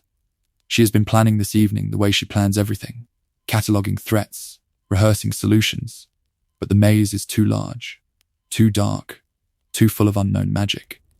Her mind walks every path she cannot see. Blast-ended scroots, cursed objects, portkeys that do not bring you home. She tracks the red sparks when they go up, counts the minutes between them, measures the way Dumbledore's face tightens and smooths again. He has been planning this, she thinks suddenly. This whole tournament is some kind of test, some kind of message to the magical world. The thought does not comfort her. When the light tears open over the pitch and the Triwizard Cup spits Harry and Cedric back out, the world snaps. One boy standing, one boy not. She is on her feet before she knows she is moved, the sound of screaming like a physical force against her skin. Cedric's body looks wrong in the grass, angles that should mean sleep, but do not. Harry's face looks worse. Shock hits first, a cold wave that steals her breath. Then grief, sharp and bewildered, because she knows Cedric, has argued with him in the library about wand movements and Quidditch fouls, has seen him smile at Cho. But even as tears blur her vision, another part of her is already listening. Dumbledore bends over Harry, asks questions. Harry answers in broken pieces. Voldemort, riddle, graveyard, circle of masks. Names. Did he say Malfoy? Did he say not? Which spells? Cruciatus, of course, but what else? What order? What pattern? She drags every word into her memory and pins it there. This is not just horror, this is data. Later, when the panic has thinned into a sick, humming dread, Slytherin goes underground. Down the stone steps, through the damp corridor, into the green-lit common room that suddenly feels like the bottom of a very deep well. Conversations fracture into corners. Whispers. Glances. No one has to say what they are all thinking. Our parents. Some students look openly terrified. Others look shuttered, guilty by association, or afraid to be mistaken for it. One boy stares at the fire as if he expects a face to appear there. A girl keeps smoothing her sleeve where a dark mark would be, if she had one. Hermione walks slowly, listening, letting the currents of fear and loyalty and calculation wash over her. She notes who defends the Ministry's denial too quickly, who will not meet her eyes when Harry's name is spoken. Back in her dorm, she takes out a plain notebook. No title, no decoration, just a list that begins to grow, line by careful line. Malfoy, father at World Cup incident. Parkinson, evasive, repeats Ministry line verbatim. Not, grandfather rumoured Death Eater, family absent from public events. She does not write guilty. She does not write enemy. She writes connections, patterns, questions. She knows better than anyone that blood inheritance and house do not decide everything. Regulus Black, Andromeda Tonks. Names she has looked up on long evenings when Slytherin history would not leave her alone. This list is not a sentence. It is a map of the network she is living inside, the web she might one day need to pull or cut. Lying awake, the lake pressing its cold weight against the windows, Hermione stares into the darkness and feels the world tilt. Voldemort is back. The Ministry will lie.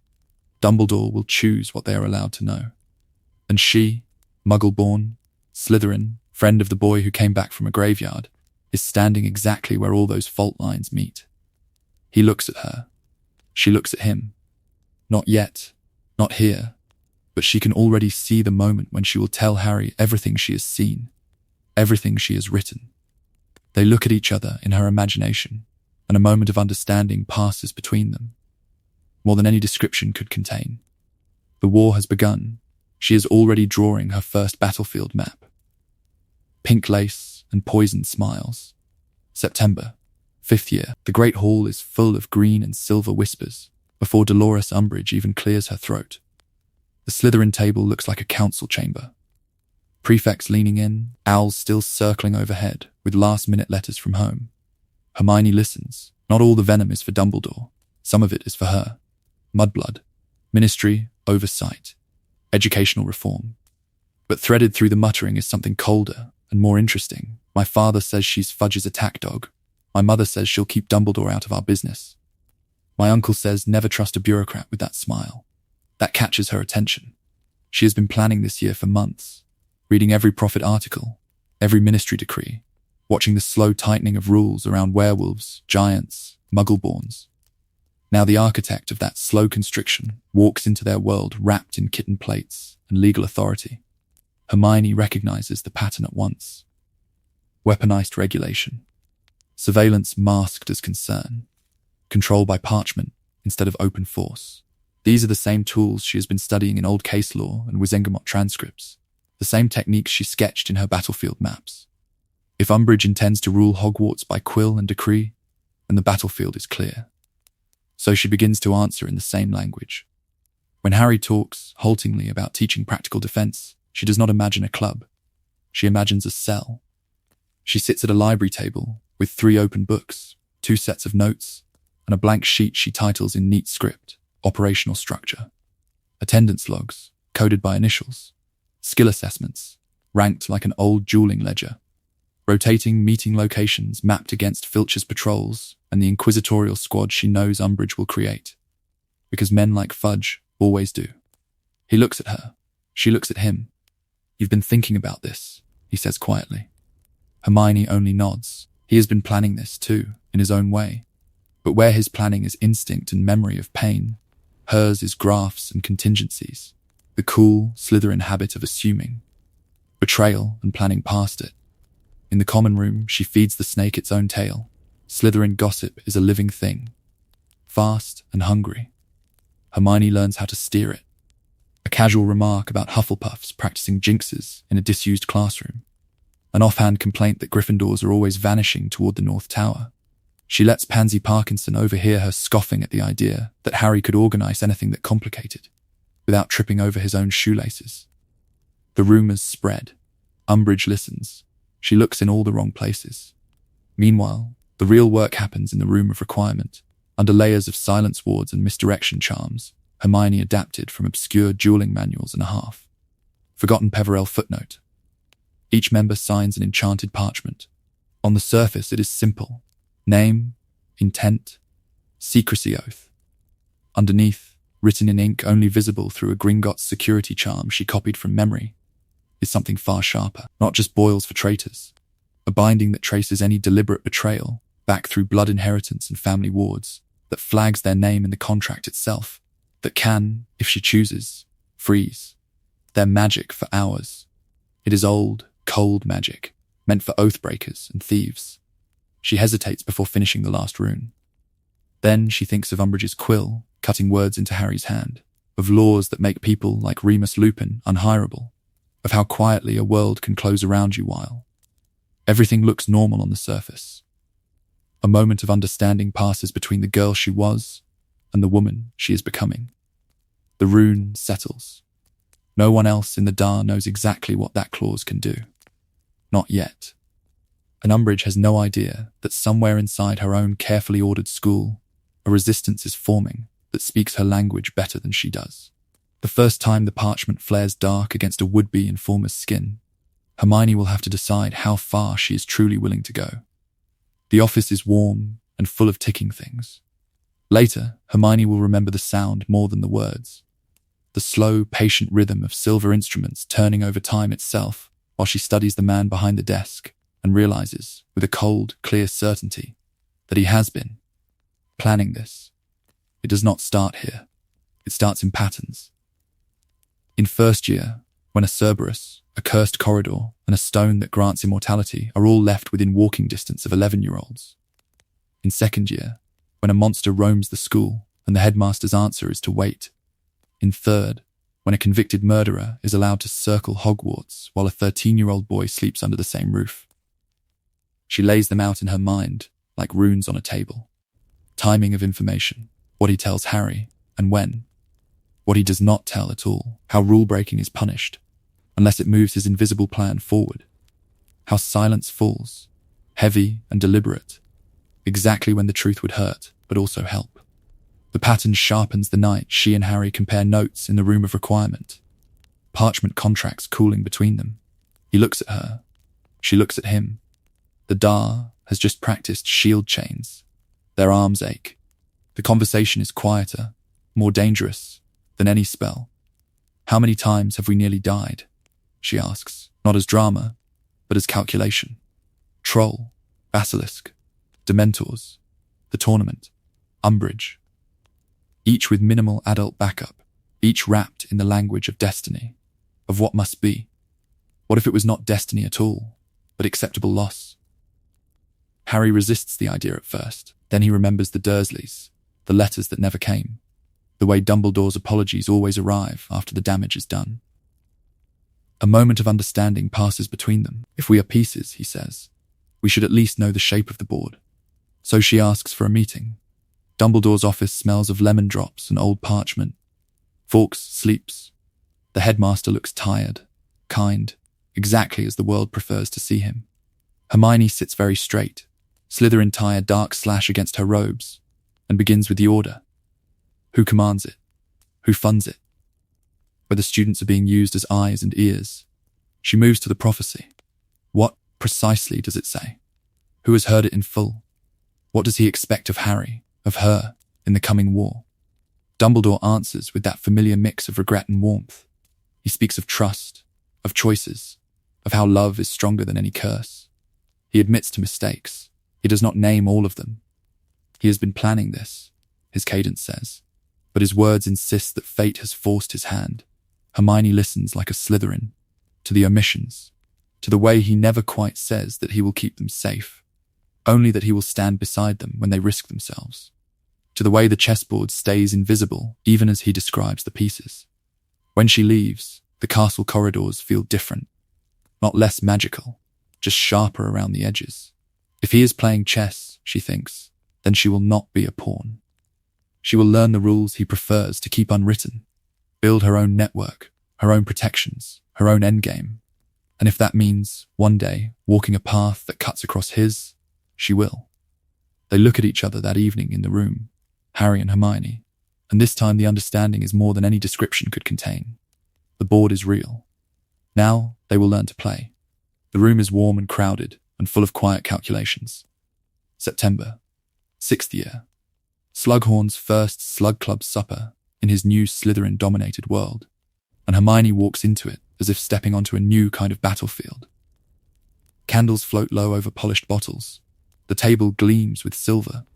Laughter ripples, but underneath it she can hear the currents, names, families, postings at the ministry, who married whom and why. Slughorn looks up, spots her, and his face folds into delighted surprise. Miss Granger. Or should I say, Lady Dagworth Granger. I do keep my ear to the ground. His hand flutters. A chair appears at his right, prime position. He has been planning this, she realizes, collecting her the way he collects rare, crystallized pineapple. Brightest witch of her age, Slytherin's star student, politically inconvenient bloodline, but politically irresistible potential. She sits. She smiles. Then she listens. The conversation moves in lazy circles. A junior diplomat from the French ministry boasting about a new treaty. A 7th year whose uncle runs a Department of Mysteries sub-office, dropping hints he should not drop. A Slytherin girl from an old family, quietly cataloguing, who greets whom by first name. Hermione keeps her hands around her goblet, and her mouth mostly closed. She files every detail away. Which families have seats on which Wizengamot blocks? Which relatives work in magical law enforcement? Which in international magical cooperation? How often the word favor appears instead of bribe? When she does speak, it is with questions that look harmless. So, does your department handle Muggle-born registration as well? What did your aunt think of the last administration's policies? If you know who really is gone for good, do you think the laws will change? She watches pupils contract, shoulders tense, glances flicker to Slughorn. Some shrug and parrot lines about stability.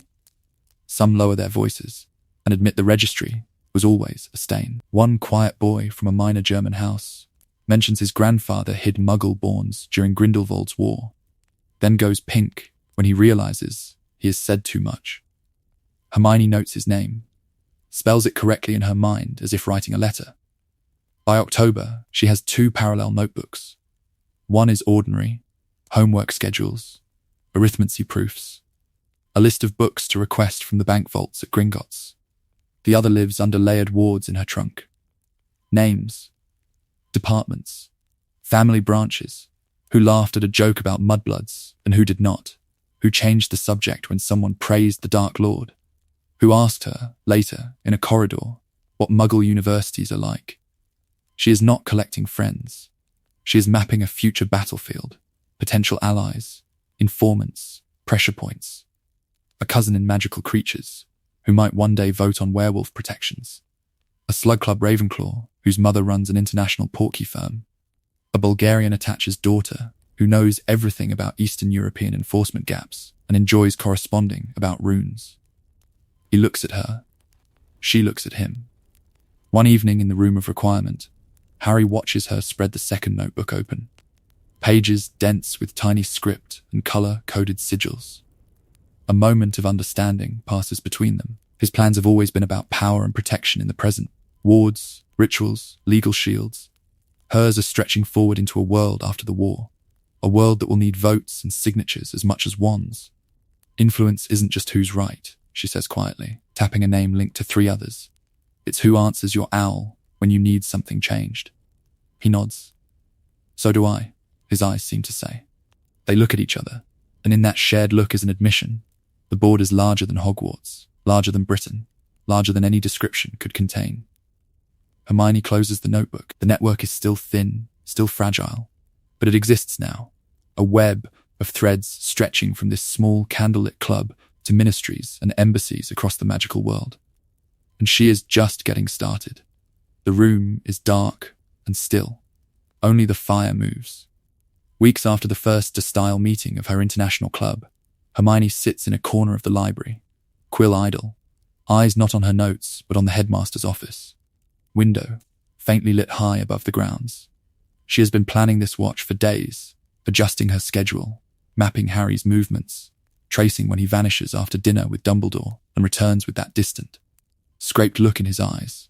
She looks at the staircase, at the gargoyle that does not move for her. Yet, there is a pattern. Private lessons. Occasional injuries. Spells on Harry's hands that are not standard defense work. Not anything Flitwick would teach. Not anything in the approved curriculum. Something older and darker threaded through the evenings in that tower office. So she walks a different path. Not up, but down. Past the ordinary shelves. Past the line where Madame Pince's glares become warnings. Into the restricted section where her quiet permissions live. She has earned them over years. Special research letters co-signed by Babbling, by Slughorn, by a cautious McGonagall, who knows Hermione will read everything anyway, and would. Rather see it done under some kind of supervision. She lights her wand. Soul magics. Cursed bindings. Case studies of wizards who refused to die when the world told them to stop. The titles do not say Horcrux, but they circle the word, like predators pacing a cage. She runs her fingers along cracked leather, along wards that prickle against her skin, and selects 3 volumes that feel wrong to touch. Back in the Slytherin common room, under the lake's green light, she reads, she has been planning this since that first Gringotts visit, since the Peverell grimoires whispered about the boundary between life and death, and Harry's eyes went very still. Now she traces the theory, the splitting of the soul, the anchoring to objects, the way a human being can be reduced to fragments, and yet continue walking. The ethical line is not abstract. It is printed in ink the color of dried blood. To read further is to consent to know how it is done, step by step. She closes her eyes, thinks of the contract they signed in the bank, promising not to open certain books before 15. Thinks of Voldemort ignoring every line anyone ever drew. If she does not understand his tools, who will? Later, in an empty classroom, she lays it out for Harry. Not everything, but enough. The idea of soul anchors. The possibility that Voldemort has made more than one. Would you ever use something like that? If it meant saving lives? She asks, voice low. He looks at her. She looks at him. A moment of understanding passes between them, and it is not comfortable. Harry says no, too quickly, then slower. Explains that some magics twist the caster first, the victim second. She listens, but he can see she has gone further down the hypothetical path, weighing impossible choices, imagining a world where one life, held monstrously, might shield thousands. That night, she takes the worst of the books, a thin, unassuming volume whose diagrams made her stomach turn, and walks to a blank stretch of stone near the Slytherin fireplace. She presses her palm to the wall, murmurs a runic phrase no student should know. The stone ripples. A narrow cavity opens, just large enough. She slides the book inside, seals the false panel, keeps the knowledge close but out of casual reach. When she steps back, the wall looks unchanged. Only Hermione and the castle know it is lying. Above, in the headmaster's office, another light flares, and someone else opens a different forbidden book. He has been planning this too, and when their secrets finally collide, the question will not be what Voldemort has done, but what Hermione is now willing to do in answer. The tower is quiet and full of wind. June. 6th year. The castle holds its breath. Hermione has been watching Draco for months now, not as an abstract threat, but as the boy who sleeps 3 doors down in the Slytherin dorms, who walks the same corridors, who comes back late with damp cuffs and shaking hands. She tracks the way he looks at the walls, not at people, the way he flinches when owls arrive, the way every letter from home leaves him paler. He has been planning this, she thinks once, watching him vanish into the room of requirement again. But then she corrects herself. No, someone has been planning this through him. She does not try speeches. No declarations about friendship or redemption. Instead, one evening in an empty classroom, she shuts the door with a quiet click and sets parchment on the desk between them, routes through the wards, timetables for the Hogwarts Express, a note on Gringotts protocol for emergency asylum petitions, everything written in a precise hand. I know you're under orders, she says. I know they involve the castle. I don't need the details. Here are 3 ways you could disappear instead. 2 that keep your parents alive. 1 that makes it look like you died. He looks at her. She looks at him. A moment of understanding passes between them, thin and brittle as spun glass. He laughs once, without humor. You think the Dark Lord doesn't know every exit? He whispers. You think he wouldn't start with my mother? She does not say she has considered that. That she has mapped not just his escape, but contingency plans for Narcissa, and even, reluctantly, for Lucius. That she has a draft letter to a neutral bank contact at Gringotts folded into her transfiguration text. Instead, she says, then you need more options, not fewer. He pushes the parchment back. His hands are shaking. There aren't any. On the night the mark burns above the tower, Hermione is already moving. She has layered contingency wards on the Slytherin common room, quiet and deniable, designed to keep younger students from wandering into crossfire. She has an order coin in her pocket, a silent signal to McGonagall if something breaks. She has promised Harry she will not let him walk into traps alone. All 3 promises collide on the staircase. She hears the commotion above. Voices. Running feet. The distant crack of spells. She calculates. If she goes up, she can reach Harry. If she goes sideways, she can unlock a side passage for fleeing Slytherins. If she goes down, she can get to the staff and the order first. Which life matters most in this moment? Pattern, Gryffindor heroism, says Harry. Slytherin survival, says the house. Hermione, standing between, chooses the third path. She sends the coin flaring hot to McGonagall, shoves 2 terrified second years through a concealed door with crisp instructions, then runs upward anyway. She is late. From the shadows of a lower parapet, she sees the flash of green, hears the terrible finality of it. Dumbledore falls. The world tilts. For a heartbeat, everything is only wind and the echo of a spell that should never be routine. Snape is there. Draco is there. Their faces are more than any description could contain. Snape's expression is locked, controlled, furious at something she cannot see. Draco looks like the floor has vanished beneath him. Hermione presses herself flat against the stone, watching as they flee into the night. She notes details even through the shock, the way Snape shields Draco's back, the way he deflects a curse that could only have come from a Death Eater behind them. This is not simple treachery, or not only. He has been planning this too, she realizes. Dumbledore, Snape, some deeper arrangement wrapped in oaths and half-truths. The thought does not comfort her. It only adds another layer of anger, because Harry will not see it, and she will have to decide how much to tell him. Behind her, the castle begins to wail. By dawn, the war is no longer theory or prophecy. It is blood on the stone steps and a headmaster's body under a white sheet. Hermione stands between house tables in the Great Hall and understands that from now on, survival will mean choices the Gryffindors will call cowardice and the Slytherins will call common sense. She also understands something else. If she wants any of them to live, she will have to be both. The tent is bright and crowded and full of music. Underneath it, Hermione is counting doors. August heat, Devon countryside, white chairs and golden fairy lights.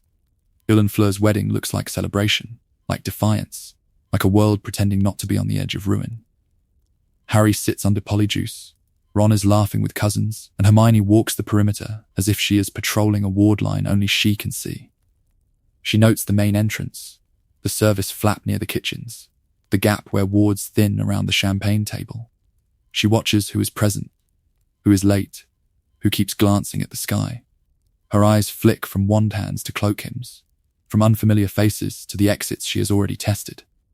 In her head, she runs drills. If the ministry falls here, now, how fast can she get Harry out? She has been planning this for months. It began the night Dumbledore died, when she stood between the house tables and understood she would have to be both. Gryffindor brave enough to stand next to Harry. Slytherin ruthless enough to lie to him. Since then, every quiet afternoon at the Burrow has been an exercise. Every walk to the orchard has been a route survey. Every moment alone with a quill has meant another letter written in careful code. When Kingsley's Patronus bursts into the tent, cool blue in the warm air, she is already moving before the last word leaves its mouth. The ministry has fallen. Scrimgeour is dead. They are coming. Chairs scrape. Someone screams. The music dies. Harry looks at Ron. He looks at her. She looks at him. Go bags, Hermione says, low and steady. Now, under the table where they sit, 3 small beaded bags wait, indistinguishable from a witch's evening purse. Inside each, spare clothes, potions, copies of key documents, shrunken books, a wrapped stack of galleons, a folded parchment with Gringotts account numbers, and a second, smaller, key. Object inventory as strategy. Every item chosen for flight. Ron stares. You, packed for this? For weeks, she answers, already drawing her wand, already triggering the silent cascade of layered enchantments she wove into their belongings. Notice me knots flare and settle. A wardstone in her pocket hums as it links to anchors she hid around the property. The tent's fabric ripples as her personal shield net overlays the Weasley protections, buying seconds they should not have. Harry feels it in the air, the way her magic locks into place like a second skeleton around them. He has been planning this, he thinks automatically, then corrects himself. No, she has. Death Eaters breach the outer wards. The first curses streak against the canvas, hissing, burning holes that heal slower than they should. Panic surges through the guests like a physical force. Hermione. Where? Not random, she cuts in. We go to Site 3. Ron blinks. Site what? Political neutrality. Magical obscurity. No known connection to any of us, she says. as if reciting an essay. I'll explain later. Take my hands. They look at each other. A moment of understanding passes between them, sharp and uncomfortable. How much has she done without telling them? How much does she know that they do not? Harry hesitates for a heartbeat, feeling the weight of false identities she arranged in the Muggle world, the hidden funds she quietly moved from the bank under obscure clauses. In his blood inheritance portfolio, the coded messages she has already sent to the very few Slytherins who might choose survival over ideology. It feels like deception. It feels like betrayal. It also feels like living long enough to have the luxury of regret. He takes her hand. Ron follows, jaw tight. The tent shudders as another curse hits. Hermione turns on the spot, apparitions snapping around them. Not wild, not desperate, but aimed with cold precision at a nameless, warded cottage on a rocky coast that appears on. No ministry map. They arrive in darkness and sea wind and salt. The world narrows to 3 gasping figures on wet grass. Harry looks at her. She looks at him. There is fear in her eyes, and something harder behind it, more than any description could contain. This, she says quietly, is why I chose Slytherin. And for the first time, he is not sure whether that choice will save the wizarding world, or remake it into something entirely new. Rain still clings to their robes. The air tastes of grave dirt and snake venom. Weeks later, the hunt has a shape, because Hermione gives it one. She clears a table in Grimmauld Place, pushes aside old black heirlooms with a faint, assessing look, and unrolls parchment already crowded with notes. At the top, possible Horcrux vessels. Underneath, a list that is not guesswork, but architecture, built from Voldemort's psychology, from magical theory, from every sly comment she has overheard in the Slytherin. Common room. He has been planning this war. She has been planning how to end it. Objects tied to conquest. She murmurs, quill tapping, to Hogwarts, to the founders. She circles the diary, the ring, the locket, the cup, the diadem, the snake. Then she adds question marks beside other names. A shield in a Lestrange vault. An amulet once seen at Malfoy Manor. She knows the pride of old families, the way they hoard cursed trophies, as if the past could be locked in a bank vault and never bite. Her Slytherin letters come next. Not on ministry parchment, but on thick, discreet stationery, sealed with an anonymous crest. She writes to former housemates who left Hogwarts uneasy, who watched the dark mark rise and did not cheer. She remembers every offhand complaint, every grudge against a Death Eater uncle who never wrote back, every whispered fear about being on the losing side. She trades favors for information, a reference here, a protective ward there, a promise that when the world is rebuilt, certain names will not be forgotten. Harry listens as she explains a tip about a family relic moving quietly through Nocturne. You're using them, he says. I'm giving them a way out, she answers. And we need to know everything. A moment of understanding passes between them, uneasy, but real. When it is time to walk into the ministry, her Polyjuice plan looks nothing like the desperate scramble from another timeline. 3 flasks, not one. 3 identities each, layered like wards, primary, backup, and a silent third for extraction.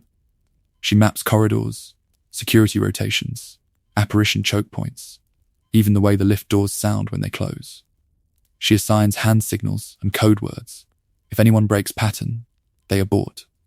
No heroics, no improvisation unless she has already accounted for it. He looks at her. She looks at him. He can see the Slytherin in every contingency. The darker edge comes later, when leads run dry. A captured snatcher lies bound in a safe-house chair. Eyes wild, Hermione's wand does not waver. Legilimency would be faster, she says quietly. Or a modified memory charm. We could strip away everything but what we need. He wouldn't even know it was missing. Ron flinches. That's not you, isn't it? She asks, and the question hangs there. Harry steps between them and the prisoner. We don't cross that line, he says, but his voice is softer than it would have been a year ago, because he has seen what the diary did, what the locket whispered, and he understands why she is tempted. She does not cast the spell, not that night, but she files the possibility away with the rest of her tactics, another tool in a growing arsenal she pretends she will never use.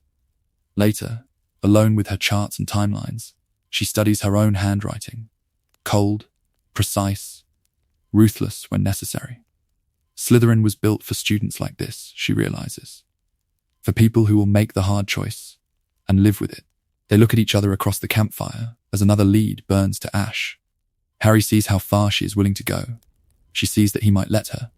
And somewhere out there, one last Horcrux waits, hidden in a place only a true Slytherin mind would think to search. Stone floor, copper tang of blood and damp, a chandelier of cold light above them, too bright, too clean for what is about to happen. Malfoy Manor, winter pressing at the windows.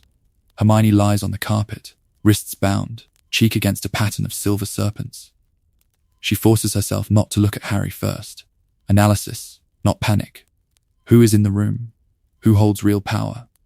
What each of them wants most. Bellatrix, pacing, eyes fever bright. Narcissa, still and pale near the fireplace, one hand on Draco's shoulder like a tether. Lucius, diminished, wand hand trembling. A snatch of movement from the doorway, Wormtail, half turned away, already calculating escape. Above them all, an absence, Voldemort not here, but his shadow on every wall. Hermione breathes once, shallow. Bellatrix wants proof and pain, wants to impress her master and protect the Lestrange name.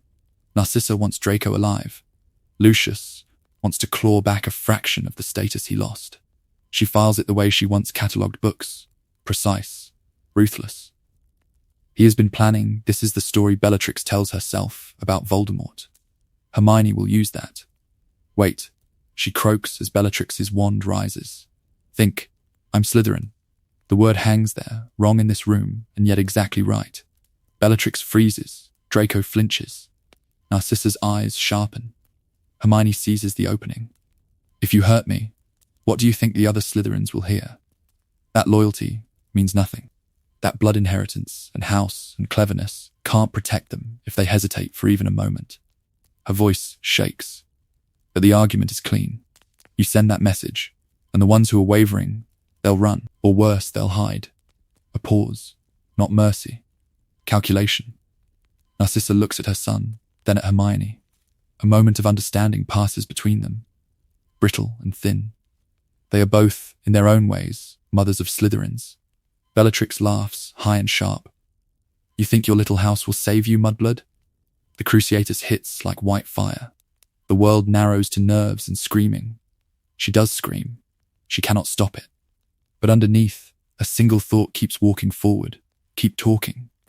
When the curse lifts, she gasps. The sword, it's been in a goblin vault. Gringotts. You know goblins.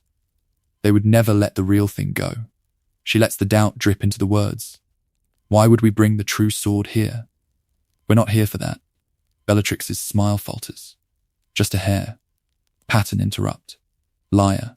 But now, she is the one who needs reassurance. She has been planning this raid, this triumph, this proof of her loyalty. If the sword is false, then what else might be slipping through her fingers? Hermione leans into it, even as her muscles still twitch. Ask yourself why we were really at the bank. Why a Slytherin witch would risk everything to walk into your world with a counterfeit.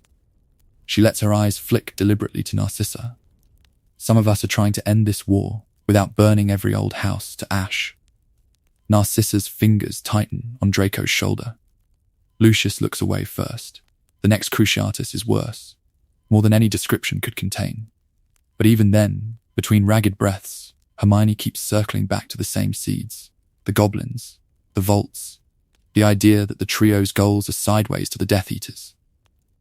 Expectations, not directly opposed. By the time Dobby appears, snapping into the room like a miracle with two large eyes and shaking hands, the negotiation is already hanging by threads. One more wrong word, one more misread glance, and Bellatrix would have carved the truth out of her. They look at each other as the chandelier crashes and the world explodes into motion. Harry grabbing the wands, Ron shouting, Narcissa dragging Draco clear. Hermione understands, with slithering clarity, that this is not a rescue from chaos. It is an escape from a bargain that almost turned against them. And as they vanish with Dobby, leaving Malfoy Manor and its fractures behind, she knows, the next time she walks into a room full of monsters, she will not be the only one doing. The counting. The dungeon is too quiet. The lake presses against the windows, green, black, and heavy, as if it is listening. September again. But this is not the Hogwarts Hermione remembers. The Carrows stalk the corridors, their footsteps a promise of pain, and the castle has been turned into a training ground for cruelty. Detention no longer means lines or polishing trophies. It means cruciatus on first years who stumble over incantations. Muggle studies lessons that are really rehearsals in hatred. Dark arts classes where students are ordered to cast. Until someone screams. Slytherin is expected to lead. The Carrows look to them first, call their names first, praise the ones who make their classmates cry. Some boys swell with it. Some girls learn to laugh on cue. And some look away, hands shaking just out of sight. Hermione watches all of them. She has been planning this since the train, since the moment she saw the new timetable and understood what dark arts now meant. She meets Neville in the room of requirement. Once, twice, then regularly. He looks older, harder, jaw set like granite, wand always in his hand. He tells her about passwords, safe routes, which portraits will lie for them. She tells him which Carrow favours which corridor, which Slytherins are eager, which ones flinch. A moment of understanding passes between them. They are building the same thing from opposite ends of the castle. Her work is in the dungeons. After curfew, when the lake's light goes dim and green, she stays in the Slytherin common room with a book open and her back to the fire. One by one, they drift over. Daphne, pale and tight-mouthed.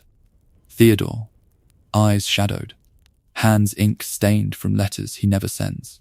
A younger boy from a Sacred 28 family who cannot quite meet her gaze when he talks about his muggle-born cousin.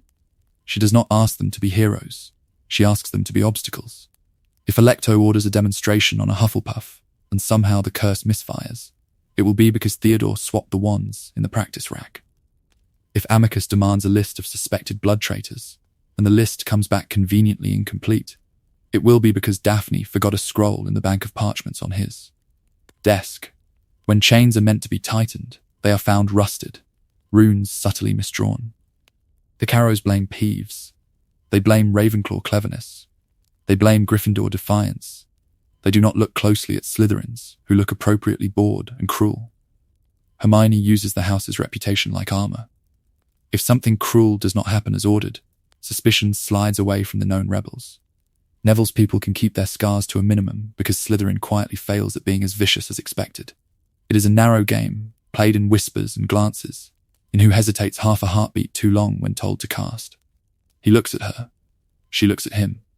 In one late-night meeting, Draco stands by the window, lake light on his face, and asks, almost against his will, "What do you want from us?" Granger. She answers with the same calm she used in Gringotts, facing goblins and ledgers and blood inheritance rituals that changed everything. "I want you to survive," she says, "and I want them to lose. We can do both."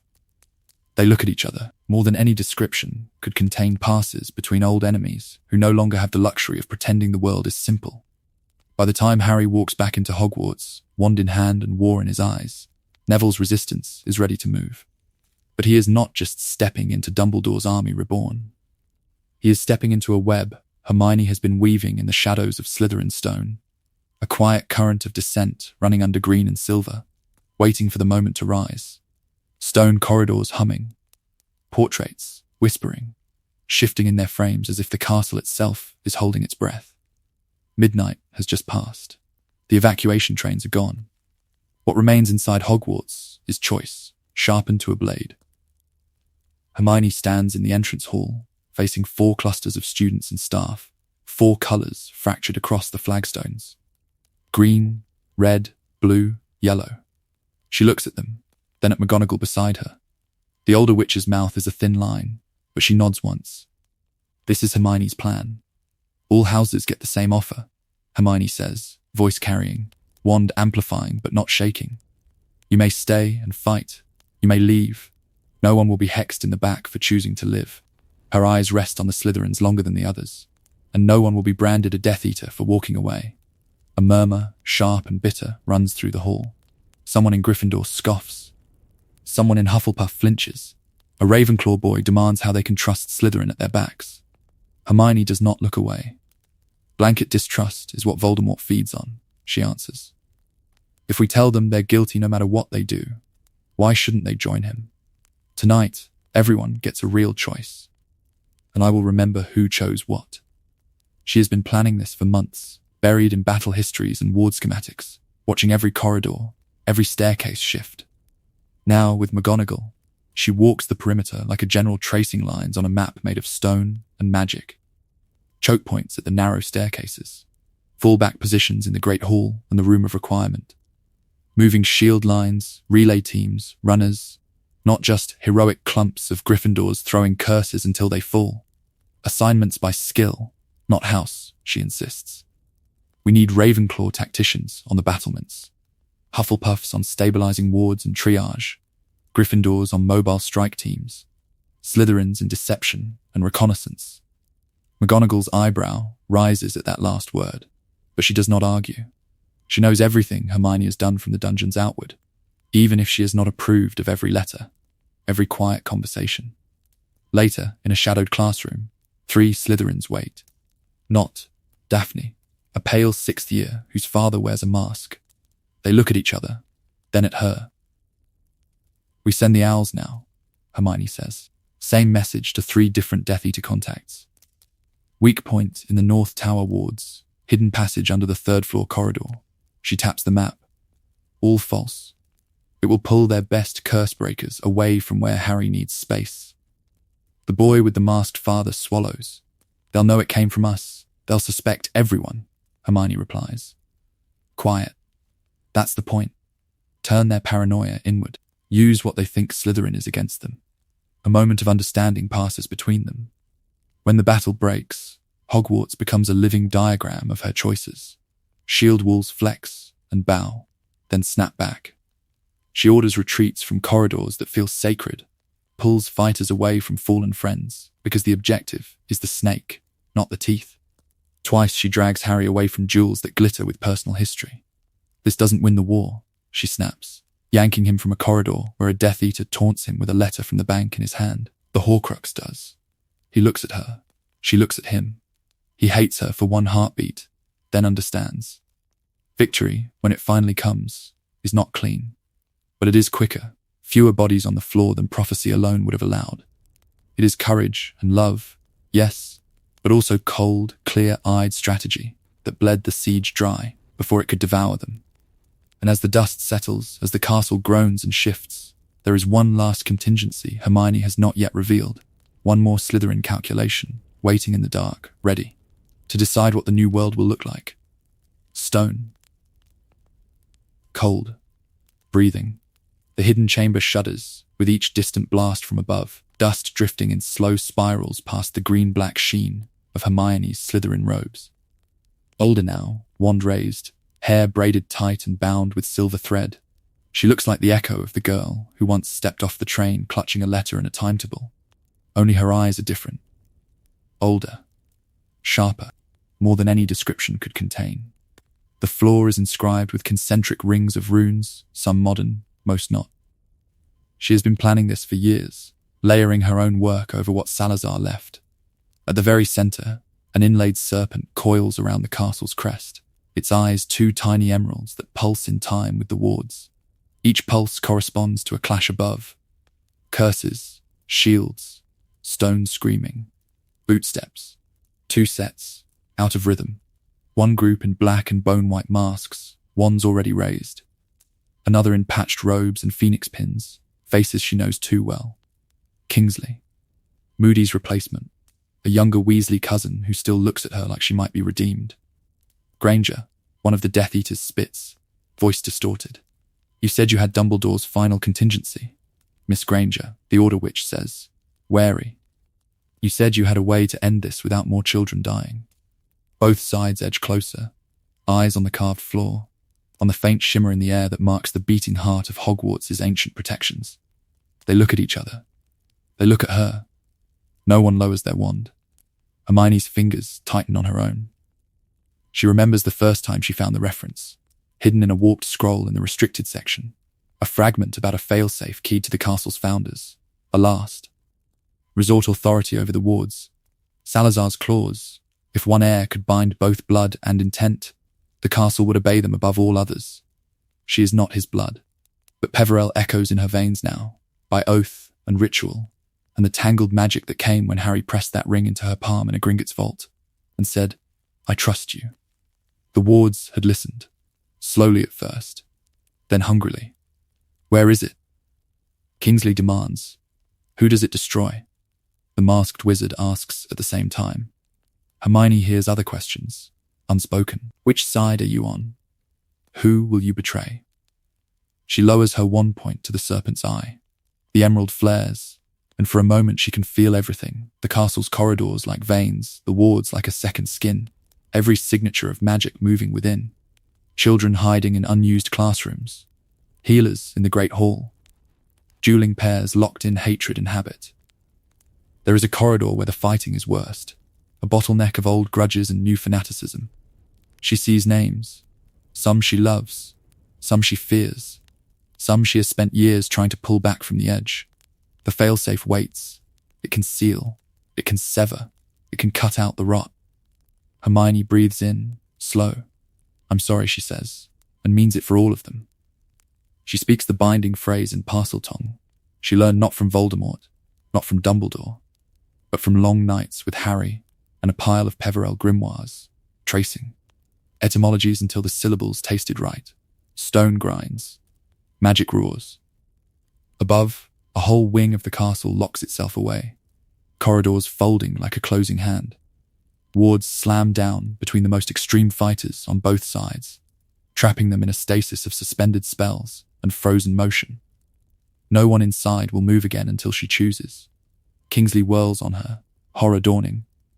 "You've cut off our advance. Dumbledore's plan was to keep using us," Hermione says, voice steady. Even from the grave, the Death Eater lunges. His curse hits an invisible barrier that wasn't there a moment before.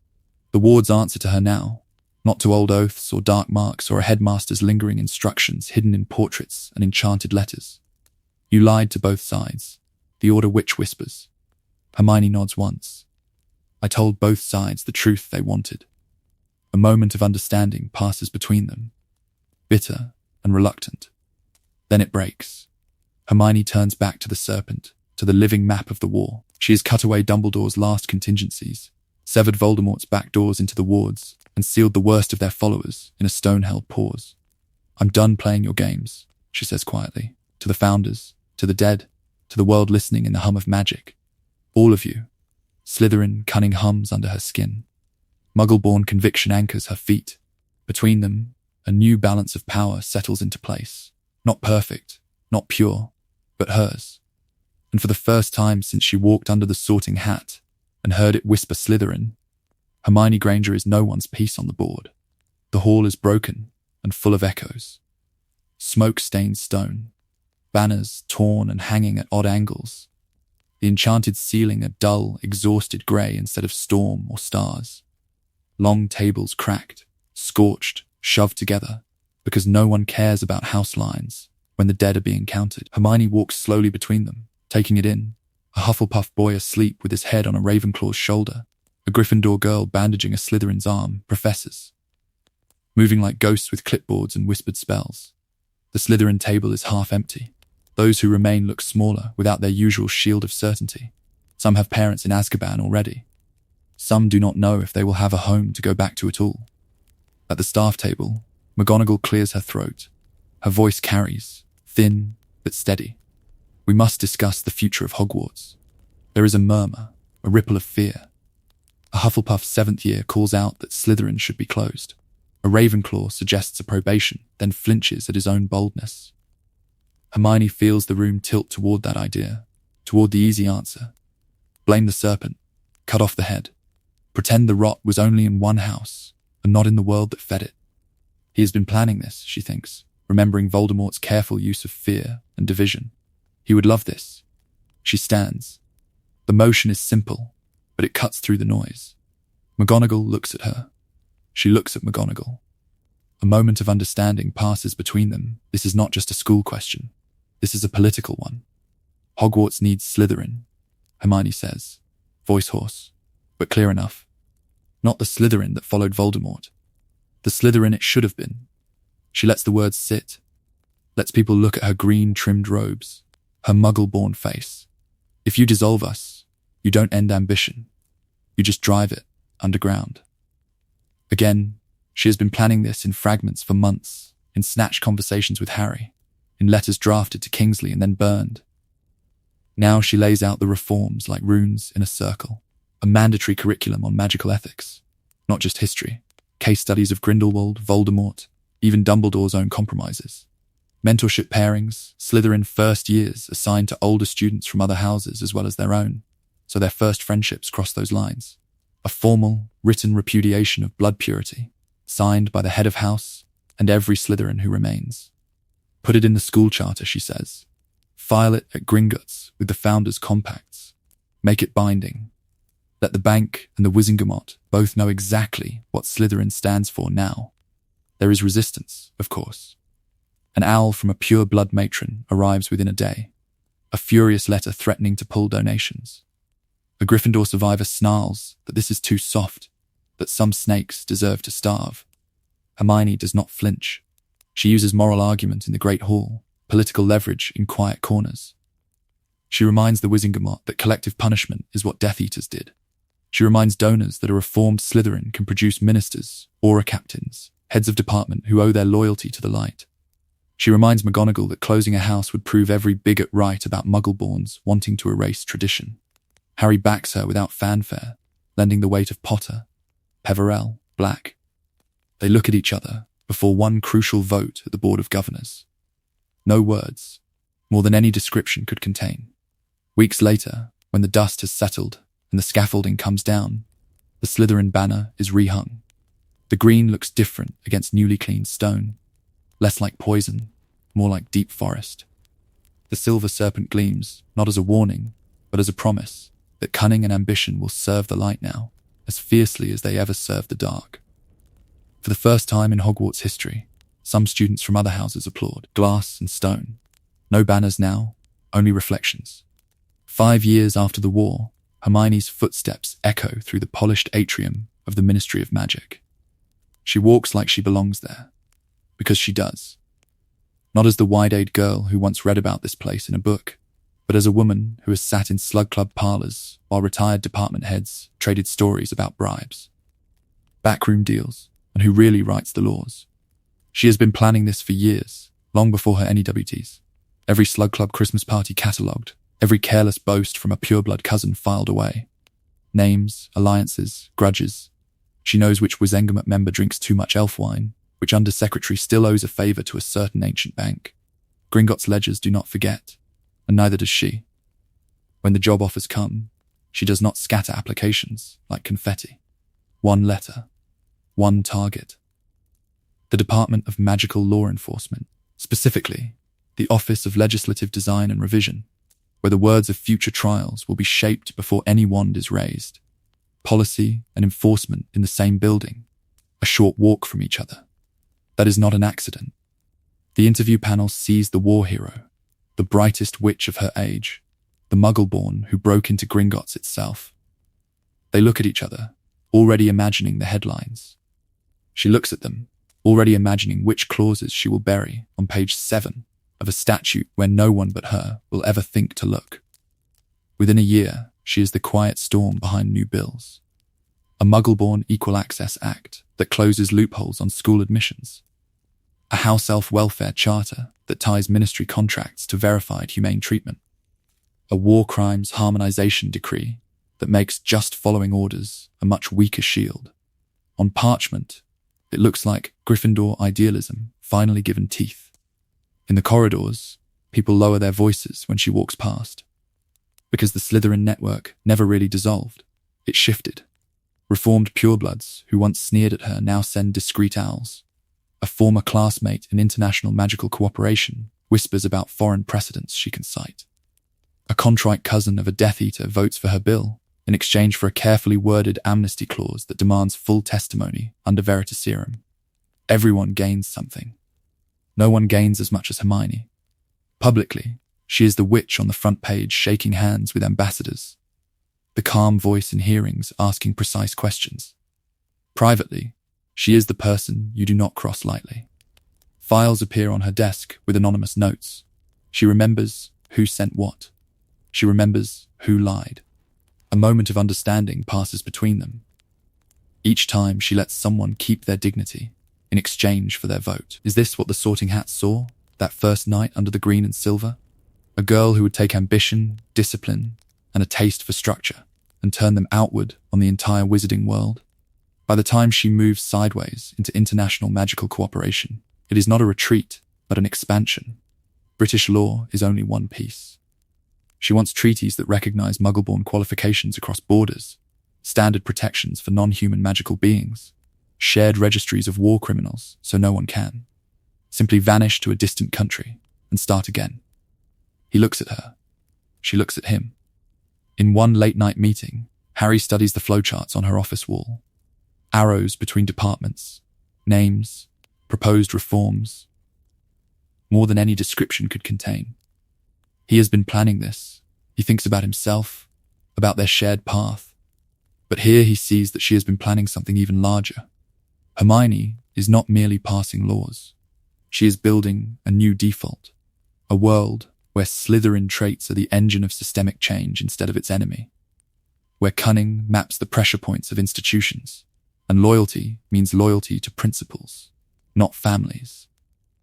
The old guard still smiles in public, still grumbles in private. They also keep signing her treaties. And somewhere beyond the ministry walls, in the rebuilt houses of Hogwarts, younger Slytherins read her name in textbooks and realize that ambition does not have to end at the edge of the Black Lake. It can reach all the way to the shape of society itself. She intends to show them how. The chamber of the Wizengamot is quiet when she enters now. Not out of respect, out of calculation. They have all learned that when Lady Dagworth Granger walks in, something in their world is about to move. Looking back, the war itself moved the same way. Shorter, sharper, less room for chaos, more room for design. Slytherin Hermione does not wait for prophecies to unfold. She builds networks. She has been planning this since second year, when she mapped which families sit on which boards, who funds which charitable foundations, which cousins write the editorials. By the time Voldemort returns in fourth year, she already knows which Slytherin parents attend his gatherings and which only pretend to. Intelligence arrives earlier. Not rumors, but ledgers, letters, travel logs quietly copied by house elves who owe her favors. She channels everything through a disciplined resistance, compartmentalized cells, covert warded safe houses, prearranged Gringotts codes that signal when someone has been taken. Harry still leads in battle, but she turns every jewel into the visible tip of a much deeper, invisible structure. It works. Death Eater raids are intercepted before they begin. Horcrux locations narrow faster because she can read which vault moves, which ancestral home suddenly receives new wards. The war burns hotter, then ends sooner. Fewer years for fear to become the air everyone breathes. But the cost is written into her posture, into the way people flinch when she looks their way. This Hermione is colder, more feared, the witch who will trade one village's safety for the chance to capture 3 inner circle Death Eaters. She authorizes false information leaks that leave minor collaborators exposed as bait. She signs off on memory edits for witnesses who know too much. She tells herself she will restore what she can later. Harry argues with her, sometimes in whispers, sometimes in rooms that shake with magic. He looks at her. She looks at him. A moment of understanding passes between them when he realizes she is not being cruel for its own sake. She is counting lives on a scale no 11-year-old should ever have learned to read. Yet her presence in Slytherin bends other fates. Draco grows up watching a Muggle-born prefect who outmaneuvers his father socially and academically, who can quote pure blood law better than Lucius, who offers him 3 off. Ramps before 6th year. Snape, confronted daily with a Slytherin Hermione who insists on seeing him as a potential asset rather than a tragic inevitability, is pulled into open coordination years earlier. Even a handful of younger Death Eaters are quietly neutralized, not killed, bound by oaths, parked in obscure ministry departments. Their ideology slowly starved. When the dust settles, House Unity looks different. The Great Hall sees green and silver sitting with red and gold, not as a photo opportunity, but because battle bonds and secret bargains have blurred old lines. Slytherin is no longer the automatic villain house. It becomes the house that produced the strategist who ended the war and then rewrote the laws that made another one likely. So is this world darker, or finally united? It has a savior who is more effective and less gentle, a witch whose legacy is more than any description could contain. Would you accept that trade if you were the one living under her wards, or standing in her way? Because the next decision she makes will test that answer. The corridor is quiet, torches low, stone cool under their hands. Third year, outside the common rooms, between Lion and Serpent, Harry and Ron wait for Hermione. She walks toward them in green and silver, prefect badge catching the light. For a second, all three remember the girl on the Hogwarts Express who wanted Gryffindor so badly she vibrated with it. Then, the moment passes, and they are back in the world they actually live in. Harry's arc bends first. It has to. He cannot write Slytherin off as the House of Voldemort when the person who drags him to the library, who reads every letter, every decree, every prophet article about him, is walking down into the dungeons every night. He has been planning this shift without naming it. Every time he sees her defend a muggle born in green, every time she quotes Hogwarts a history, and then quietly adds, "That's not how it actually works in my house." It changes the Chamber of Secrets. When the whispers start, when the school looks at him like he might be the heir, Harry also sees the way they look at her. Slytherin and Muggle born, target twice over. He cannot hate the house that is trying, clumsily and imperfectly, to keep her alive. His bias cracks not because of an argument, but because he watches her sit at the Slytherin table and refuse to flinch. Ron's journey is slower, more painful. He grew up on stories where green meant danger and snakes meant Death Eaters. Hermione in Slytherin feels, at first, like losing an argument he did not know he was having. Jealousy slips in early. Snape praises her essays. Older Slytherins teach her curse-breaking techniques. Slughorn later invites her to little gatherings where the pumpkin juice is good and the names are better. Ron looks at his second-hand robes, his empty pockets, and thinks, of course, Slytherin wants her. So the Troll Knight plays differently. She still lies for them. But when she says, "I went looking for them," Harry hears strategy, and Ron hears betrayal. "Why were you even on our floor?"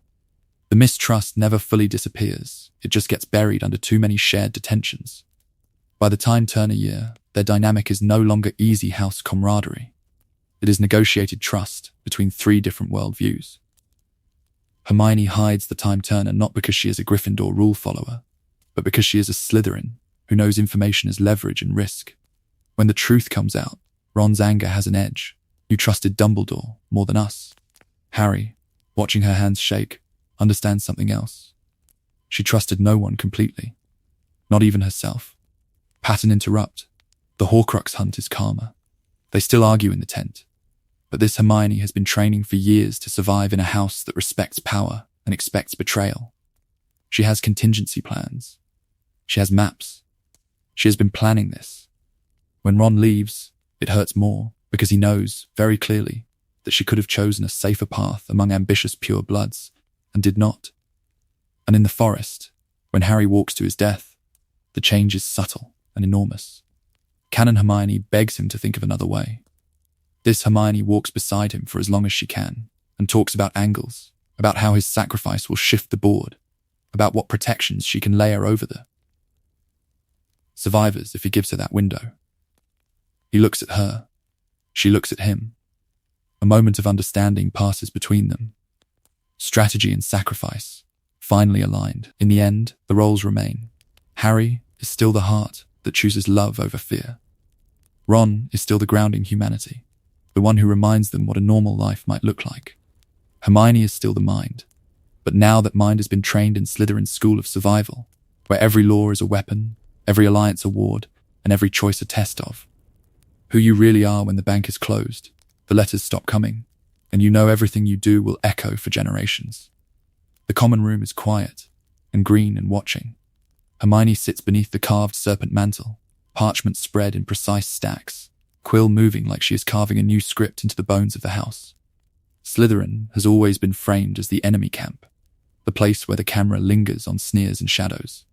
Now one of the central heroes walks down its stairs every morning, tie straight, prefect badge polished, muggle born and unafraid. The story has to tilt to fit her. On screen and on the page, the old shorthand, green equals danger, silver equals cruelty, no longer works when the girl who saves Harry's life 3 times a year sleeps in the dungeons.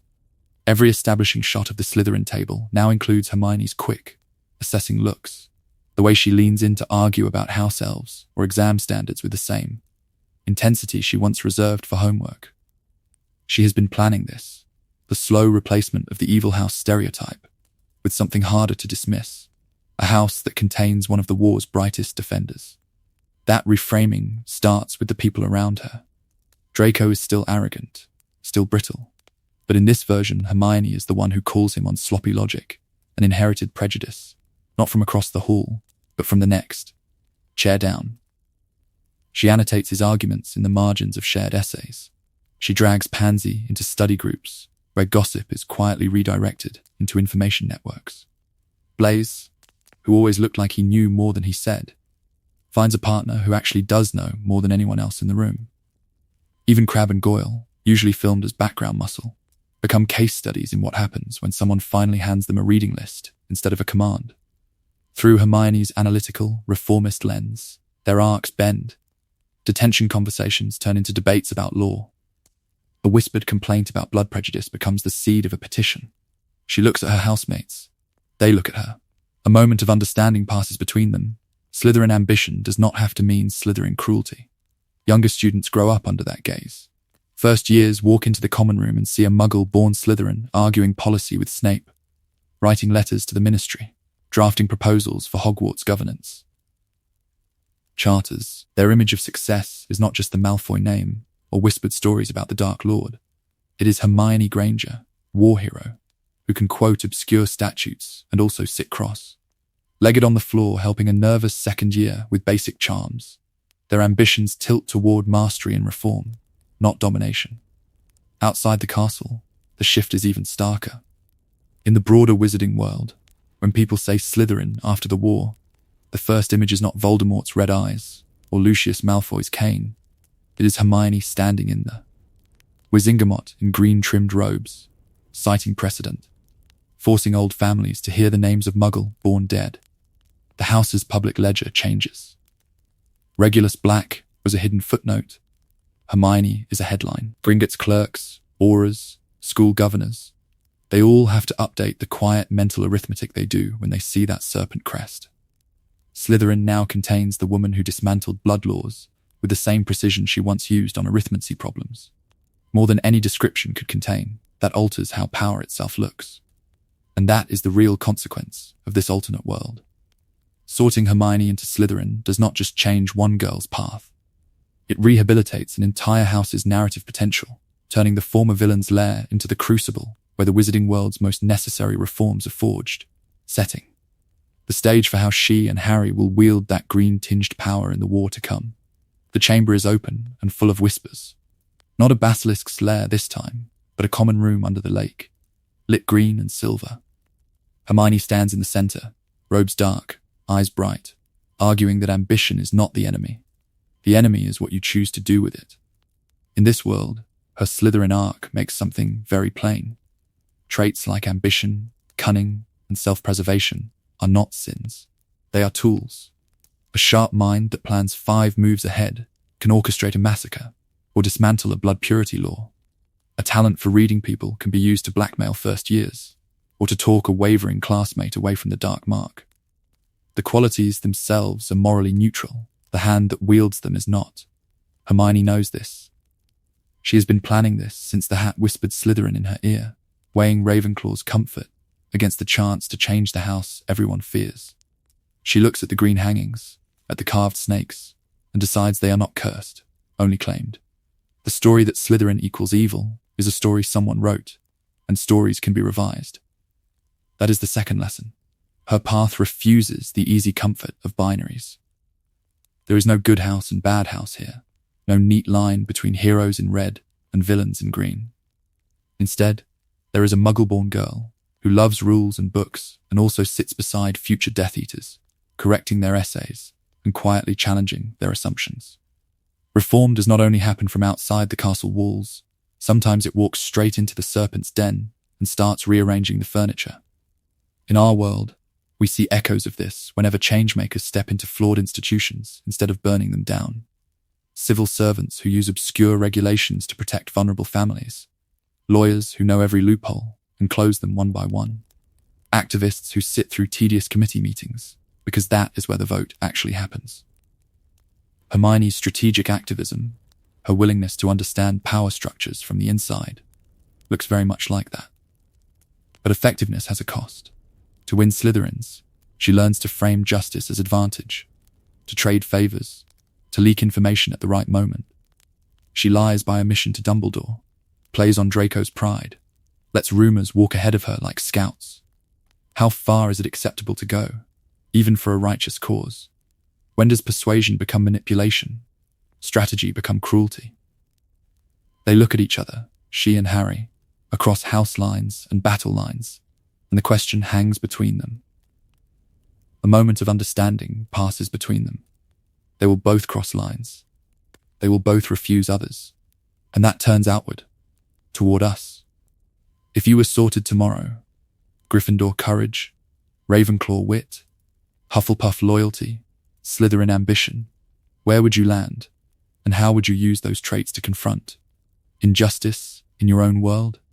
Not in abstract, but in the school board meeting, the office, the street outside your door. He looks at her. She looks at him.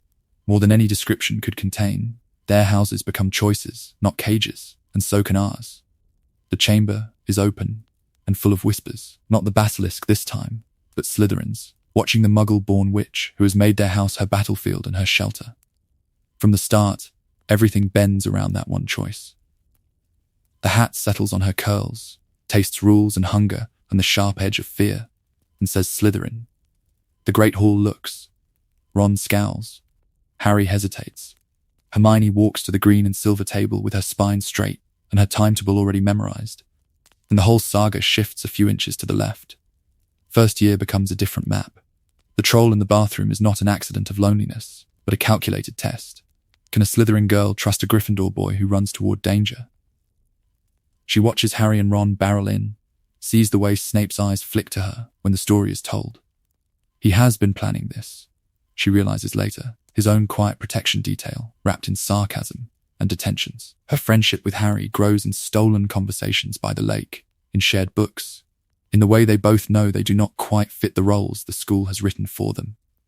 By second year, the Chamber of Secrets opens and the whispers turn cruel. Mudblood on the walls, suspicion in the Slytherin common room.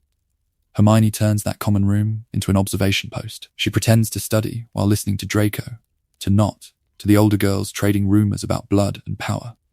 Ink-stained notes, coded in the margins of her textbooks, carry patterns back to Harry. When she is petrified, it is not just the loss of a friend. It is the silencing of Slytherin's most dangerous listener. As the years climb, so does her ambition. The DAR still forms, but this time, it is a cell structure, not a club.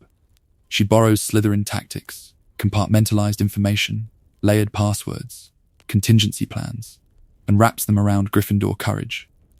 Hufflepuffs handle logistics, Ravenclaws monitor information, Slytherins run counterintelligence. She looks at Harry. She looks at the map. A moment of understanding passes between them. This is not play anymore. The Horcrux hunt becomes a campaign, not a desperate camping trip. Hermione treats each artifact like a problem set and a political crisis combined, tracing old families, Gringotts vaults, and ministry records with the same focus she once gave. Homework.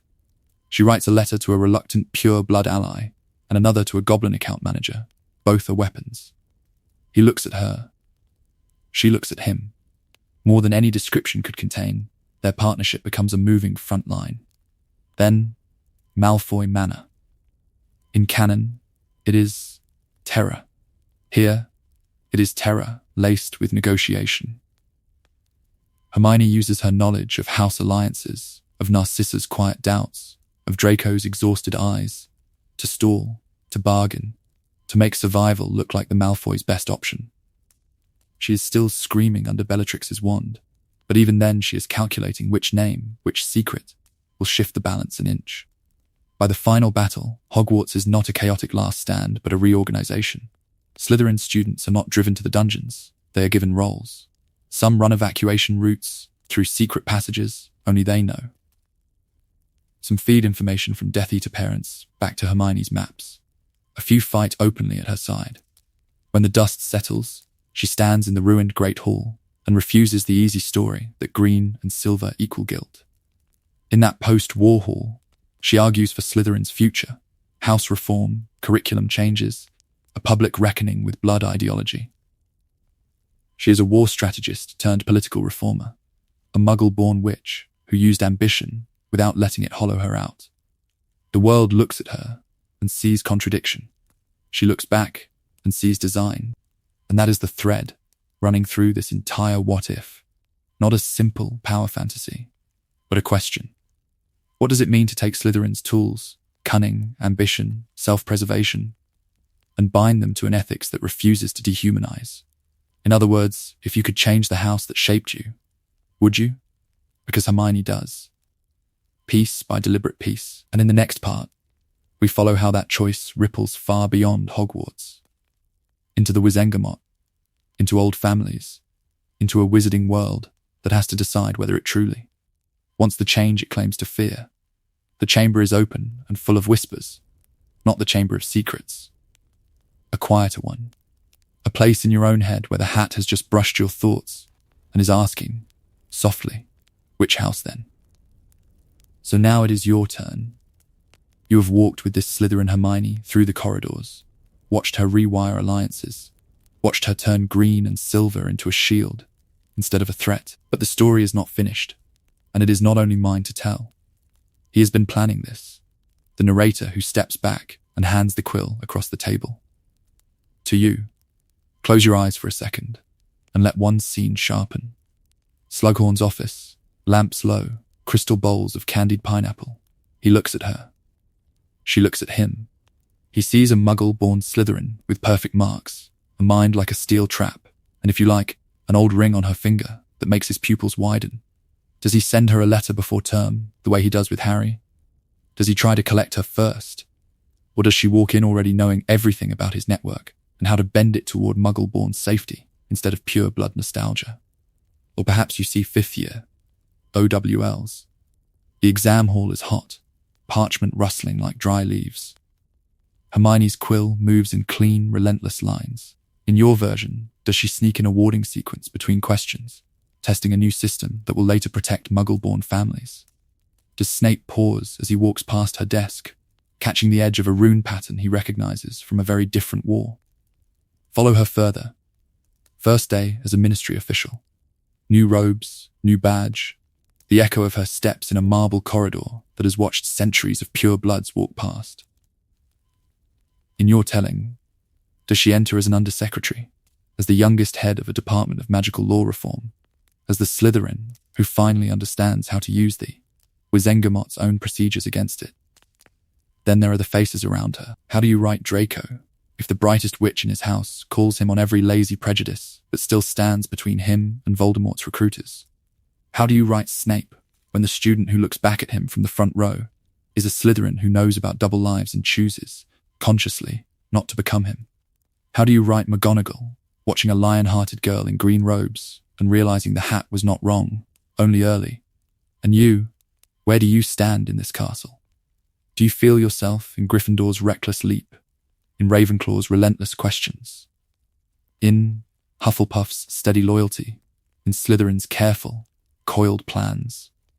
If you carried those traits into your own world, the way Hermione carries Slytherin's into hers, what would you reform, protect, quietly overturn? If there is a moment we only brushed past that you want to see in full, Hermione's first duel as a Slytherin prefect, her first Wizengamot speech, the night she decides exactly how far she will go, outline it in the comments.